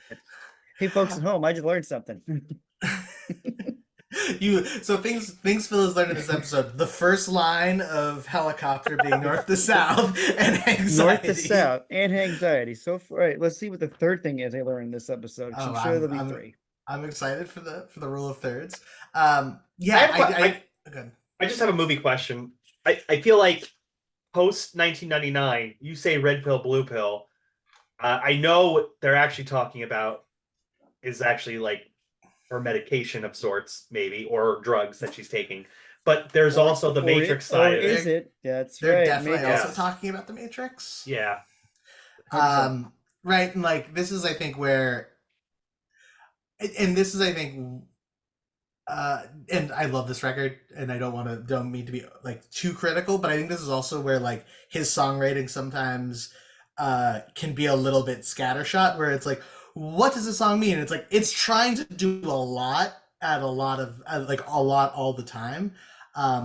Then like he'll later get too precise, where it's like this song has now lost something because it's like not broad enough. There's a lot. Yeah, I think this is definitely the Matrix referencing, but also definitely some sort of some sort of prescription that this character's taking. I also What were the options? If the red one was like go red back to red. sleep, I thought blue was go back to sleep, and red. Now I'm whichever. Yeah, thinking, Yeah. and blue is yeah. like you get to find out what's really going on. No, I think it's the other one. No, I it's think the other way. Yeah, red yeah, pill is the one, because that's like the worst people on the internet. Like the red pill people are like, this is what's really happening, and they are right, the ones right. saying, And I want to take the blue pill. Is my stance on it. yeah, I'm good. Yeah, let's do it. I really want to talk about the way he sings the bridge. He gets into this like guttural, caught in a throat kind of talkiness to it, which adds the menace of this song. Um, Mm-hmm. and the things that he's saying about her, she's scared of the blacks and she's scared of the Jews. She's walking around. She has yesterday's news, and she calls out my name in the dead of night. She's leaving my room. She's crying on her side. Like, Yeah, it shit's upsetting. yeah, it's not a pleasurable experience, but Yeah, and I think that's like I think this is where like to me the reading of like this is all from the point of view of the like overindulgence in alcohol and drugs on a night out, and this is the end of it. The end of it is like everyone's paranoid and like I mean going back to Phil, like you were talking about Pulp or like earlier, like there's a lot of the latter day Pulp songs that are basically like do too much cocaine and you will be anxious for the rest of your life. Like it seems like that's kind of part of the story here too. It was like, well, we were trying to numb ourselves. We were trying to take these pills and have this experience. We tried to move, you know, did the earth not move? Like we tried to have this big drug fueled experience, and at the end we're just left alone, tearing down posters, wanting to burn down houses, yeah. and like rambling insanities.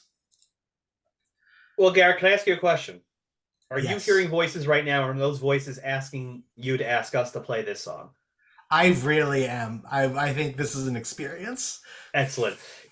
She's hearing voices. Sorry, not having voices.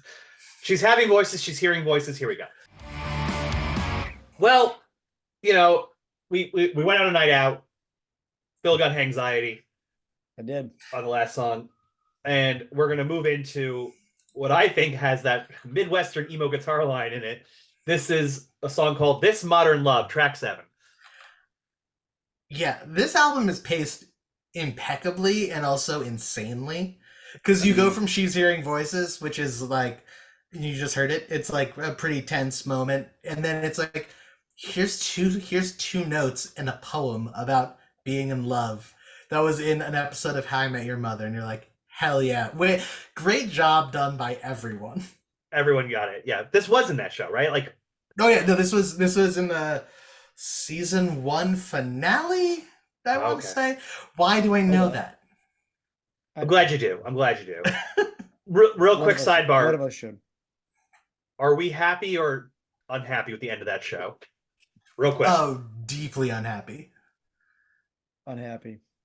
I love it. I loved it because of the pilot episode. I was so bummed that he was like, and that's how I met your Aunt Robin. I'm like, but I want them to be together. Well, So- no, wait, okay. Well, all right. So wait a minute. Okay. So in the end, I'm happy they got together. I'm not happy how it goes about because we spent all this time trying to meet the mother, and then we get the mother, and we, you know, in the last episode, yeah, they finally get together. What are we gonna do? We're gonna spend 30 seconds with her, and then have her die of cancer, and then move on to the next person. Yeah, that part is wild. Because at some point you had to meet the mother. And it's Christina Milioti is Yeah. the mother. Yeah. She's great and charming. And you're like, okay, cool. It literally could have ended with like the two of them on the couch being like, that's how I met your mother, and be like, everyone wave to the studio audience, goodbye. Goodbye. And the fact that like No. we got one more twist. The twist is death. Untimely death of a parent. And then the kids are like, that's fine. You know our aunt? You've been in love with her. You didn't even love our mother. Like, what the fuck are we doing? I just feel it's real. It's real. it's telling you like it is. It's real. I feel like at some point they probably got a note that was like in the middle of the 5th season. They're like, "You've done every plot. Like, your guys aren't taking big swings anymore." And they're like, "Oh, we've got the biggest swing left. Don't you worry, friends." Oh my gosh. It's almost like you can call it, Jeff, this modern love, almost, right? Almost. I will say this before we get off this topic. I'm very sad that How I Met Your Father got canceled. I was very invested in that show and was really looking forward to see who Hilary Duff was going to end up with. If you think you know, please send letters to Phil in New Hampshire telling who you think Hilary Duff was going to end up marrying in How I Met Your Father. But that's a modern love. Hold on. Oh, go ahead. I'm gonna stay on that for 1 second and just throw a take out there. The problem with, and you guys know people, the problem with modern Hollywood and modern TVs, good job, Garrett, good solid start. Why was that show only 10 episodes in a season? Look, was it very good? No, it's a mediocre to bad show. Mid show. It's mid. It's mid as hell. And if there were 24 episodes, I would be watching the shit. I'm watching Suits right now because it's a lot and it's on, and I can do literally anything else. Don't make it. Not everything needs to be a miniseries. Some things should be long and ignorable, and that has value and virtue. That's all I'll say. I would watch 30 episodes a season of Emily in Paris. Absolutely. For the same reasons. Trash should be long. I'm not gonna say trash. I think they're crafted these programs for us. But there is something lost about the mindless show that you throw on and just kind of go about your folding your laundry or what have you. Yeah, first season of Suits, you can cook some great food during it. See? All right. This Modern Love, Phil. I know you want to hear this. This goes places. It's kind of slow. It starts. My note is the last minute feels like the Cure light. Yeah, which I love. What do you guys think? I feel like this could have been a Cure song. It really could have. I mean, it definitely. Yeah, I think it's a song about falling in love. Although I'm not keen on the subtle line of "I'll pay for you anytime" could possibly reference, but I'm just throwing that out there. Oh, I thought like that was like I'll pay for your diner bill anytime. I didn't take anything else. That's the way that thing can go a couple of ways. I was like, I know. Is he? Are we paying for sex right now? Is that what's happening? Are we falling in love?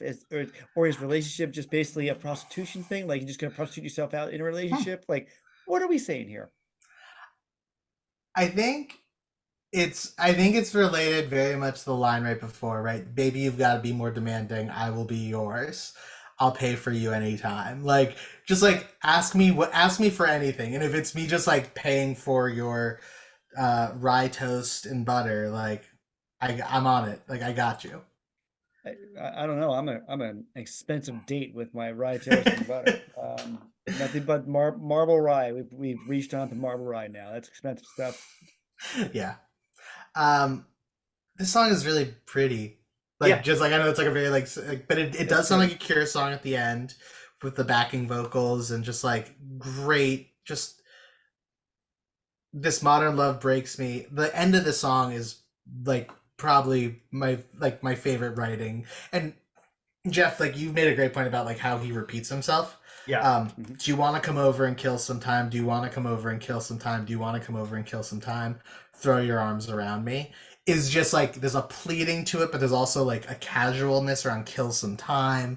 Just like it's really lovely. It really is.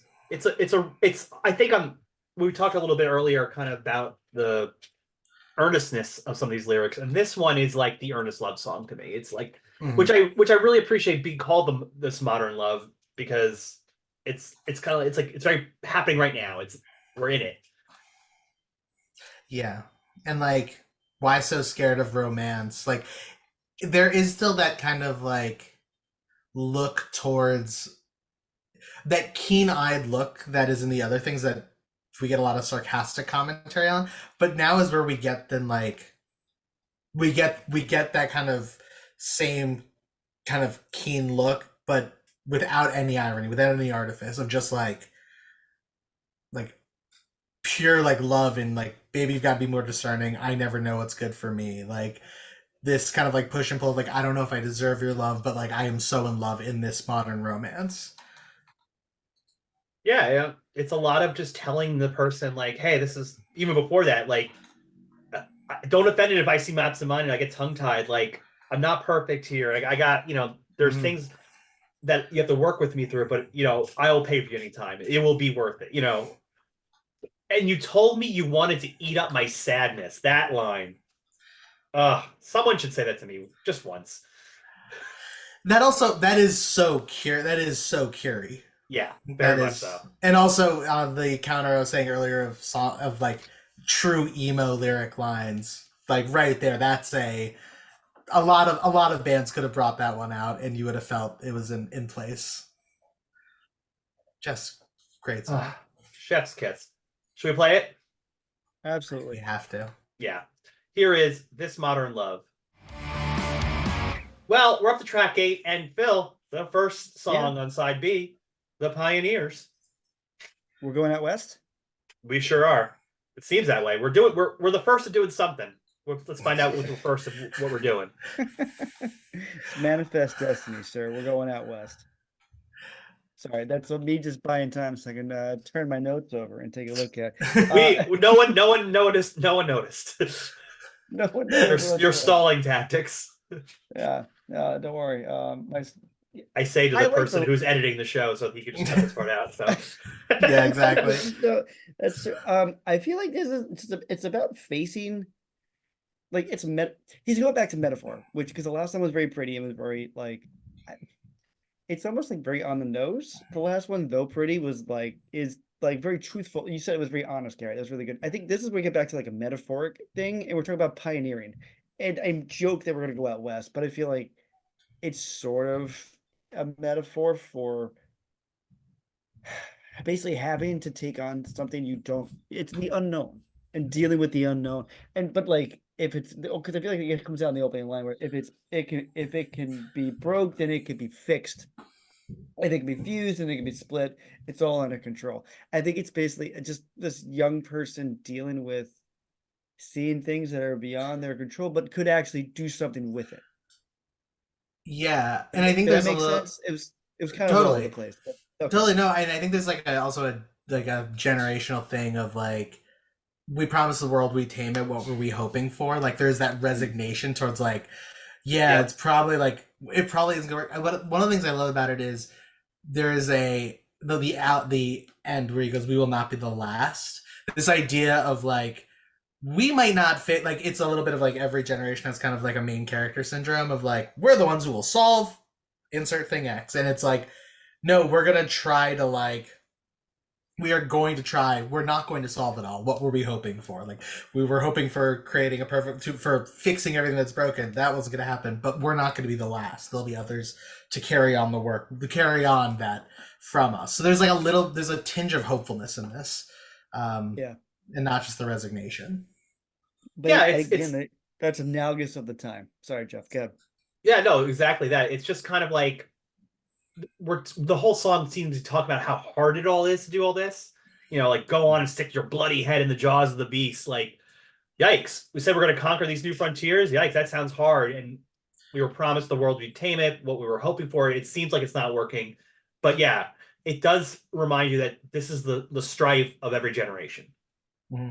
And we do move forward a little bit every time, mostly. So, don't give up. Well, because despite hardship, they're going to keep going. I mean, if you think about the American West, everybody going west, dude, not everybody made it west, as we learned from what the heck was the game? The Oregon Trail. We learned from the Oregon Trail very early. Not everybody makes it. Yeah. Sometimes not everyone can forge that river. There's dysentery around every corner. Every corner, but like but meaning that like yes, there'll be others who will carry on after we're gone, or so on and so forth. I love the fact that we promised the world we tame it, as though the world is some wild bucking horse or something that they're gonna try and tame. Like I love that imagery. So much. And it also feels feels very related to the next song in a weird way. Yeah. Of just like the world, like what is the world that they're going to tame? And then the next song, we almost get the rebuttal of like, what would someone who doesn't want to make the world a better place say? Well, and that's the price of gas. Yeah, I nailed that transition. I was really you did. I'm very proud of you. In fact, you get your own gallon of gas free from the Millennial Diner podcast. Just kidding. We can't afford that. We can't afford that. I was about to say, Jeff, we can't afford that. What are you? Have you seen the price of gas today? Yeah, I mean, this song, it almost sounds like there's a march in the beginning to me, and then there's a horse neigh, like we're storming the gates here. Yeah, this is the most like cutting song on the just like none of this is sincere. This is all tongue in cheek. I mean, the beginning is so great. Of I've been driving, and like the way they sing it is so perfect. But I've been driving a mid-sized car. I've never hurt anyone. And then just these shouts and hand claps of "Is that a fact? Is that a fact?" And it's just like, oh yeah, we're deeply in war for oil era, writing songs about Hmm. that. Like it's really on the nose. It's not pulling any punches. Well, even like the "we're gonna win this, we're gonna win this" in the chorus and the war, Yeah. war. It's like what side are we on? Like I do enjoy this. I mean they're taking this idea of like even people today like look at me, I'm driving my Tesla and I have my knit bags I'm bringing to Whole Foods. I'm not part of the problem, but Yeah. Well, and like the idea of like I've never hurt any like there's also a little bit of the no ethical consumption under capitalism type right, beat, right. right? Of like I've never heard anyone's like, well, sorry, modern life is a fucking nightmare. Wow, I got stunned I silence. That was a lot. Yeah, I just you was did like, know. man, oh, Wow, that was a lot to that was a lot to well consume right there. No, I was gonna what one of the things I like, and maybe it's just me, but all right, two things because now I'm looking down at my notes. So Jeff, you talked about like there was like this like a boot sound thing. There's like a hammering kind of yeah. over the head sound throughout the song, which I love. But I like the kind of, and again, maybe it's just me, but like hearing this sort of like resignation in the narrator about the price of gas having to go up, and that basically, well, it's kind of the cost of doing business of being in a war where oil is the main thing we're trying to get, like so naturally the if oil production is down, gas prices are going to go up. And like this is part of what happens. So like this is the cost we're going to do to be part of this nation. Because sure, you might not have hurt anybody, but the nation in which you Hmm. reside most certainly has. The Jeff, I ghosts also are wanted, here. The ghosts are here. Red, white, and yeah, blue. Red, white, and blue. I can tell you see, how this ends.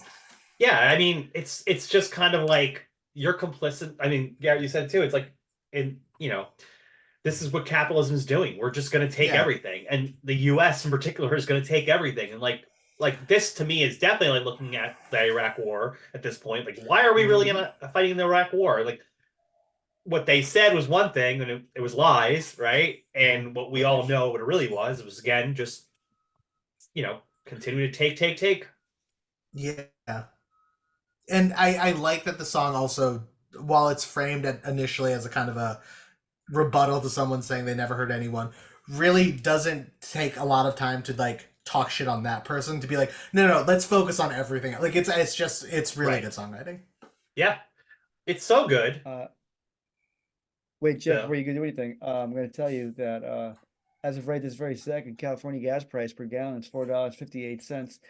In New York, it's $3.27, Yeah, and then baby. in little old New Hampshire, it's $3.08. yes, Who's yes. moving here?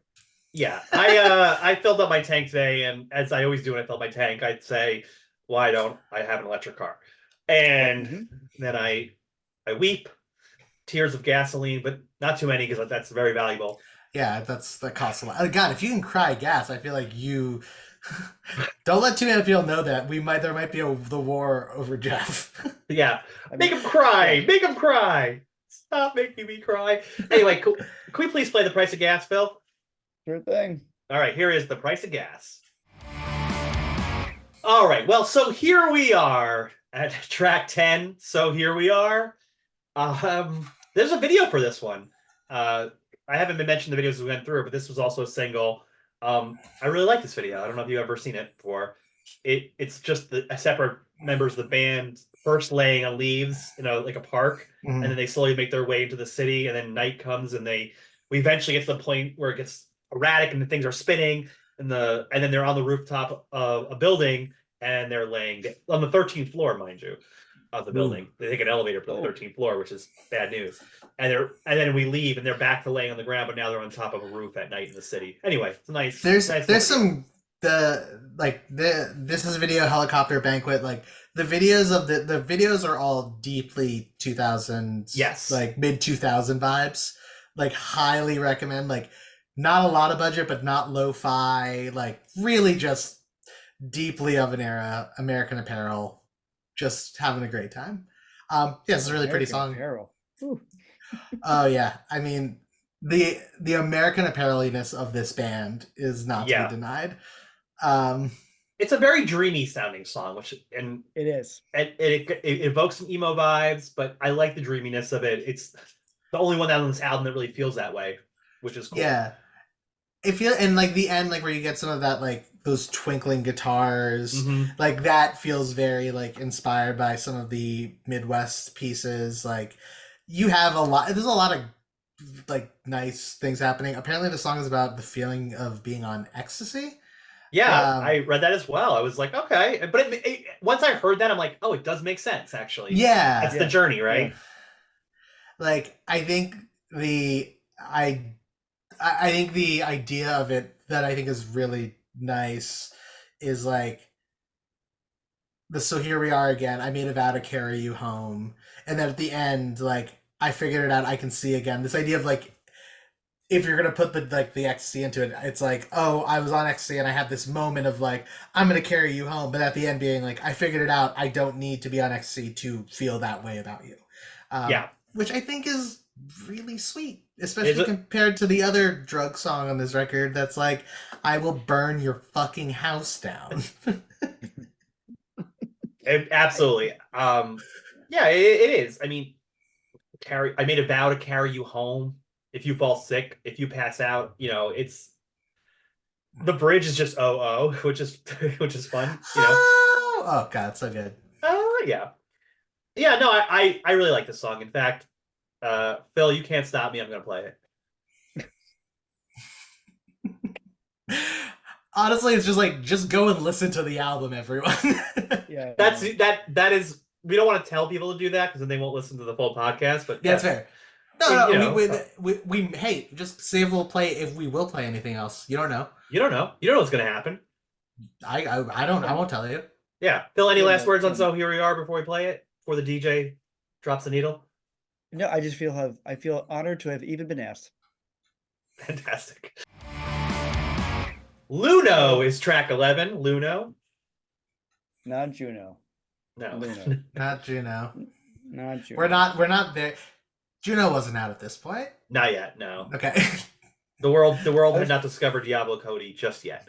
Not Gotcha. just yet. I feel this song comes out harsh. Well, harsh because of how dreamy the previous song is, and all of a sudden this song drops, and it's kind of like in your face, like hello, we are back to rocking out again, and I'm here for it. Yeah, I said back to full post punk. Here we go. Mm-hmm. Enough of that dreaminess. Yeah, and I think like I don't want to just make every like third song on this album be about like person X does drugs, thing Y happens, but like your nose is bleeding, the like I can heal the blind, I can cure the sick, I can say the right things, I can say the right things. Like this idea of like someone doing a lot of drugs and having this like almost like messianic feeling of like I am the greatest, and the like come back to me the way you were when we were young. Like like honestly like the way this modern the way Banquet is about like sex as a thing that leads to growing up. This is like you have now gotten into like doing a lot of cocaine and it is changing who you are, and I'm trying to tell you everything. I'm trying to tell you like don't to like avoid those pitfalls, but you might be too far gone in your journey. It is harsh and it is hard because of the person who's going through such a change for the drugs. But I think the heart of it is this like song. It's a plea to somebody to like try to save them and bring them back and remind them of who they were. And I think, again, going back to the earnestness of like what these songs are about, it's like looking around and observing and being like, oh, this person who I grew up with or was close to me, I can see that they've lost sight of who they are. Mm-hmm. And Mm-hmm. I think this song it's powerful for that reason. Yeah. It's okay. I remember now. It's the I think the thematic. That's not right. The theme of the album is about growing up, and I think Garrett, you hit right on the head with the banquet. It picks up again here. That it's a song. This is an album that young people becoming adults and growing up. And I sound very old when I said that, but that's okay. I'm gonna run with it. But I think this is also where the theme of the name of the album comes into play, Yeah. which is silent alarm. A silent alarm is not an alarm you hear immediately where you are. It means somewhere else an alarm is going Yeah. off and saying like, hey, this is happening. So this is why it's almost like these are cautionary tales about growing up. And like here's my experience. I think a lot of these songs are just about experience. Mhm. Yeah. And that's what he's telling you. Like the narrator is explaining, these are my experiences. They don't necessarily might be yours, but learn from my experience.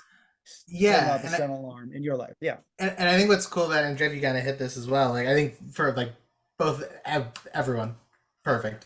But I think that a lot of it is also about there are people who are at different are at different phases of this growing up, right? Like it's not like the binary, like I was once a child, now I'm an adult. It's like in that messy middle where it's like you're sort of an adult, you're going out and doing things and having sex and like all this, but you're also like still not like the first line is you're tired of your mom and you're tired of your dad. Like there's still an element of like you're still kind of a kid, and I feel like that tension is really fun on this record where you get characters who aren't necessarily in the same place, right? Like they see each other and they know it's coming for both. Like they know they'll end up in the same place potentially, but they're not always aligned, which I think you get that positive tension.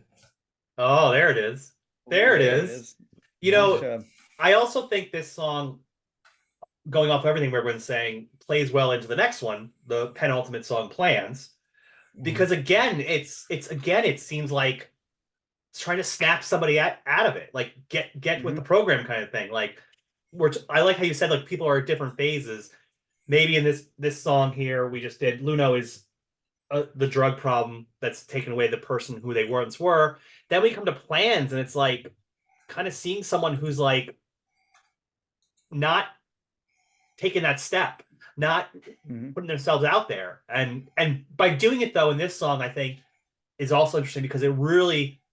I've moved on to talking about Plans. If anybody's confused, we're there. Good. Sorry, I'm talking to the people at home. I know you're all confused. But the imagery in this one becomes very, very poetic. And I some of my favorite actually imagery of the whole album comes here. I mean, like, been training vipers to come for you in your dreams to release you. Been training vipers to come for you in your sleep. Like it sounds like so like deadly. But what they're trying to do is like shake them out of complacency. Yeah. Oh, good, Phil. Because the word that keeps the phrase, because it's not, I guess it's a hyphenated word. It's the laissez-faire attitude. Yeah, it's like that's why it was like you got to wake up, but like hello, you can't. What laissez-faire was hands off, right? We go back to middle school sociology or social studies. Like you can't be hands off, like. Not necessarily choose a side, but like you got to wake up and do something with yourself instead of moping. I don't know. Yeah, and I think like it's happening without you, right? Like you're just like letting life happen to you. But I think there's also a really keen thing, and like we just cannot escape the Britishness on this British ass record, which is like the chorus is I've got to take like. I'm walking out without you. You will kill or be killed. It's about progress. I've got a taste for blood. So it's also being like, hey, you got to start taking an active role in your life, like I have, who has entered a kill or be killed work. Like, it's also not like saying it's inherently good. It's not making a value judgment. It's just like, yeah, you have to, at some level, come into the world that is happening around you. That is this kill or be killed world. Well, it's the whip cracks, we jump, we will run backwards. You got to stop being so laissez-faire. We're all scared of the future, but we got to do this. Like, you know, it's like there's no way to avoid it. You got to like start doing it. Yeah, the future is somewhat inevitable. Inevitable. And that, I mean, well, yes.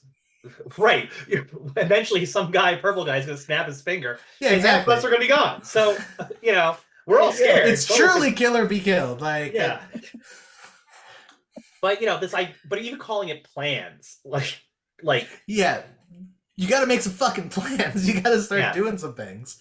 And as we know, our friends in Death Camp for Cootie, a plan is a wish, is A mainly wish. merely a wish. You don't know how it's going to end up. It's a wish to see how it turns Yeah, out. But no, yeah. but it's a very it's cheeky. I forget who brought the I think it was you. Cheekiness of the Mhm. British world, and that's well, right or wrong, you still need a plan to go do something. I mean, you Yeah, can't. You know, it feels like you can't. Yeah, you got to do something, even make if decision. some of that is not. It's not going to necessarily be great. No, because you could be doing ecstasy and other forms of drugs. We found it from other songs, but Yeah, like, yeah, you should exactly. you had a plan. They had a plan to do something. Well, the future is coming, and you hope that it's not just a boring rut, but it probably will be because that's what life really is. And that really comes together thanks to the last song, "Compliments," the final song of the album, Oh. which Yeah. which boy, if you were hoping for another dreamy love song or some kind of like, it's been really tough. You've been trying to get one friend off drugs, the other friend to get off the couch and do something with their life, even though it's going to suck no matter what they do. You come to Compliments hoping to give them a compliment for getting you hope, but that's not so much what we're going to get here. Uh, yeah, this is how we close the album. This one opens to me with this like trip hop opening, Mm-hmm. and that fuzzy tone that they're using on the pedal, like it's just like it's so dense. Yeah, it's overwhelming, and like in the, you know, all the while been torn asunder, nicotine and bacteria. Jesus. But Yeah. there's also like I think there's a little bit of like you mentioned Death Cab on the last one, but like there's a little postal serviciness Yes. happening in some of this production. Like even the way his voice is treated is not like it is not nearly as melodic as it is on other songs. It's a drone. It's really like it's a heavy ending. Which is for an album that has a lot of highs, there's some pretty crushing lows. Like this Yeah. is really like sending us home crying. Well, With it the does. slightest bit of hope, the Mm. slightest bit, because I remember I've said when you look at this from the perspective of a cautionary tale, the Yeah. last line, well, the last two lines are what are we coming to, right? Kind of a cautionary tale, and then it gets into what are we gonna do. So like you could take it as if you're going to do the silent alarm idea that I'm trying to tell you something so that you could maybe make changes to your life now. Maybe Yeah. that's the little shred of hope at the end. It's not great. That's the little like it's like a sliver, of hope they've added on top of the sandwich of sadness that is the rest of this album. Yeah. I It's mean, what are we coming to? So right, so clued up. We just get old.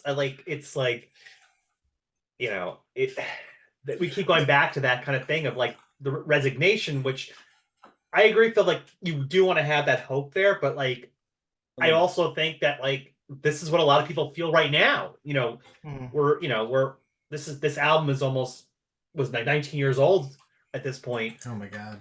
and yeah, never do the math. Never. But this is where a lot of people feel. I mean, I guess at all times this kind of happens. This might just be kind of like what it means to. But maybe that's what the silent alarm is telling you. Like Mm. adulthood is coming, and it's not gonna be great. It's not Well, gonna be. Yeah. and most of these songs are good, bad, or other people actively doing things that are making their life better or worse. Right? Like it is about people taking action. This song is the one that's kind of you could almost read it as the kind of I like the cautionary tale at the end of like, and if you don't decide to do things, whether those things are end well and poorly, if you don't decide to grow up, you're going to end in this malaise that is just going to densely crush you, which is kind of what the sound happens until it peters out and that like echoing guitar, that kind of chiming delayed guitar. Yeah, it's a really odd. I always find it odd when I get to the end of this record that this is how it ends. Yeah, it's definitely not how the rest of the album feels. It's like Yeah. it on that journey. It is the feeling of like you kind of caught up to a lot of the characters and observations, and it's kind of like, what are there's nothing we can do, you know. Yeah. But it's also called compliments, which is like such an Yeah. interesting word for it. Yeah. Like, Because I feel like when would you say compliments? Like, what you like compliments to the chef or like it's you're saying something positive and like almost a grateful, positive thing to somebody, like compliments for. so who we I saying want to tell you compliments something good you did. Yeah, Yeah. yeah, Or it's like it could be like the way two things complement each other. yeah, Right? yeah. Like this could be the complement to the other thing, the person getting active in the last song. Like if you don't make some choices in your life, this is the complement to that. This is the pairing that you're kind of choosing from. Good, 'cause Well, I like that idea better than the compliments. Like I've given my compliments to life because it sucks. Thanks so well, much. I mean, in this one, the compliment is between nicotine and bacteria, right? Yeah. That's true. Which, Classic combination. yeah, which and all the while been torn asunder nicotine and bacteria. Like bacteria, it's just like this is the what is nicotine? It's something people do to pass the time to feel better in the moment, but it's not good for you, you know. Mm-mm. And bacteria, well, that's never good. But Yeah. but yeah, I think we should play this one for the good folks at home, Phil, because we got to be real. You gotta be real.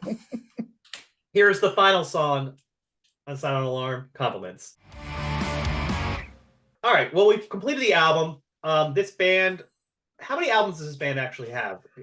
So we are now in Bloc Party is a kind of a fascinating case study of this time. So we are on 6 albums, and this is by far and away their most popular and also their best. The next album is A Weekend in the City and is actually like underrated. It's great. The much more political. The first song is based off of the book Less Than Zero. It basically is the song is the story of that. It is a great record. They also start getting there's a song called Flux where we get a little bit more of that dance music influence. And then they spend the next 4 albums trying to kind of figure out a sound that will take them forward and kind of constantly making weird decisions. Intimacy is this like very electronic album that's like really cold. It doesn't have any it doesn't feel like it has the earnestness of the other things. It also feels kind of out of time. It came out in 2008. So like we're kind of like past that postal servicey moment, like we're pre Owl City, like it kind of falls in the middle.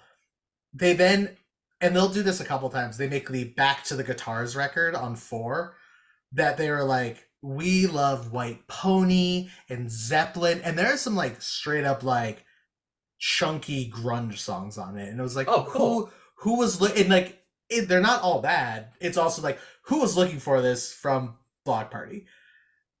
Then the rhythm section leaves. Like the two people who are like holding so much together, like Phil, you talked about at the beginning, like the drummer is a key part of this record. He leaves. They make an electronic record called Hymns that no one's happy about. And then they make a record called Alpha Games. It's their last one that came out in 2022. And they're literally just, it feels like now they're just trying to make Silent Alarm happen again. But a couple years ago, they did a Silent Alarm tour where they just toured that record. And it was amazing because this record is kind of a timelessly great record about like about growing up. And we also get that thing of sometimes your first record is so good it sets you up kind of for failure for kind of anything else you're gonna do. There were 4 songs by them that existed before this record, then 1 album, and then it's like honestly, like if you just listen to that, you would have a great sense of most of their best songs. Interesting, progression there.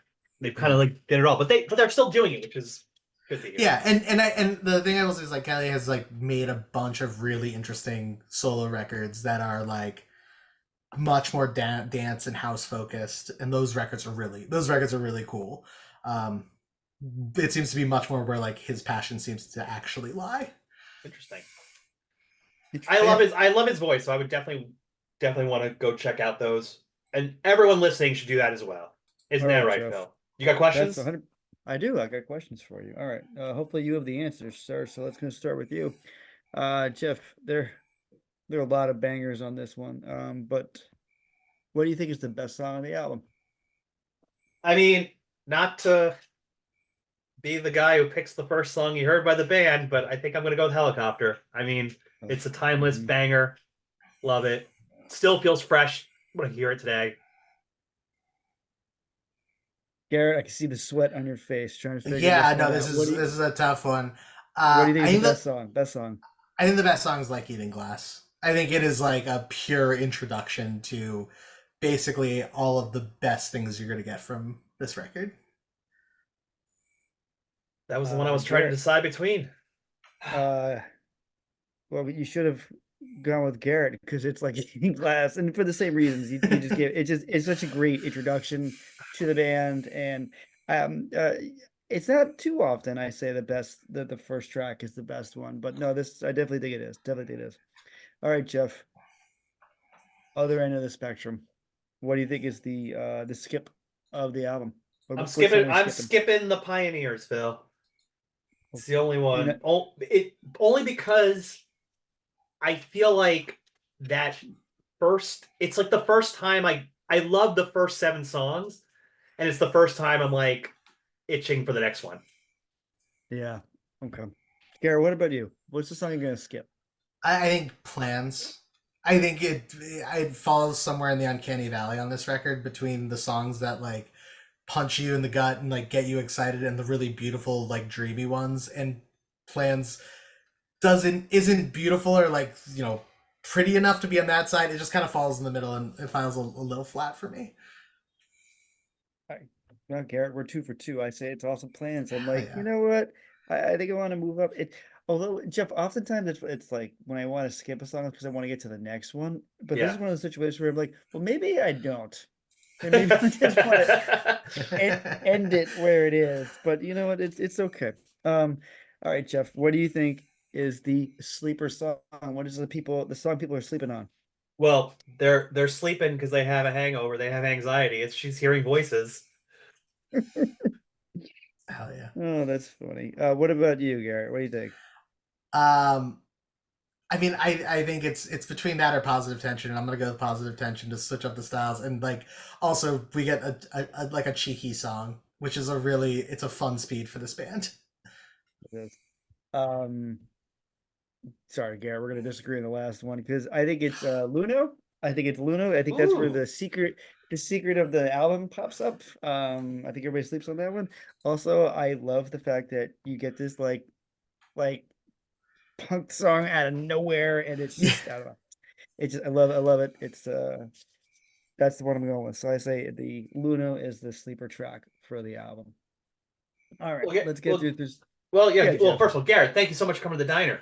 Of course, I barely even touched the triple decker, but the refills have they're really good at refills here. They have been the They caffeination has been nice. they actually are collecting urine in the bathroom for we don't know why, but there's That's a good. vat. There's a vat out back. It's a whole thing. Don't worry about that. I I don't. mean, like we said, 24-hour diners should be doing some crimes. Exactly.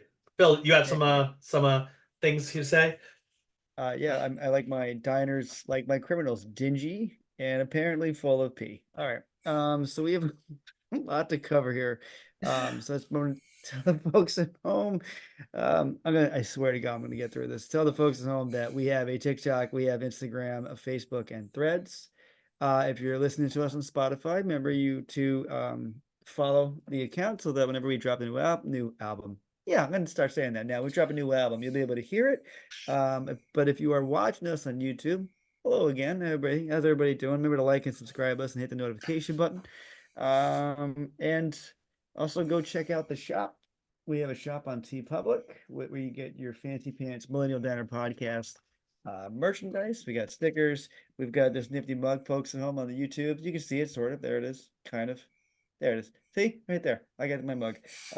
We also have t-shirts. We've got basically anything that the logos can be put on, which was created by our executive producer, my wife Megan, who makes a lot of our stuff for free, and I appreciate that.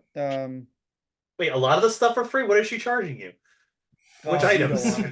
You don't want to know. Jeff, can you tell me how easy it is to have a podcast on Spotify?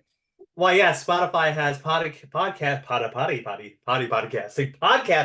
for Spotify, where if Phil, if you wanted to, after a night of drinking, maybe at someone's indie sleaze bat mitzvah, and the next day you want to talk to the people about what your anxiety feels like, you could do that on your own podcast. Just something to think about. That's the third thing I've learned today is that I could have a podcast about all the new We things got to I've learned, three. right? We got the three. There we go. Jeff, you said earlier that you want to be told that if someone wanted to eat up your sadness, I would be more than happy to consume your miserableness if you would like it. Well, I hope you have a big empty stomach. Are we sure that's not on the diner on a page of the menu we haven't looked at? The menu's long enough that there could literally be my sadness on it. Right under the spaghetti.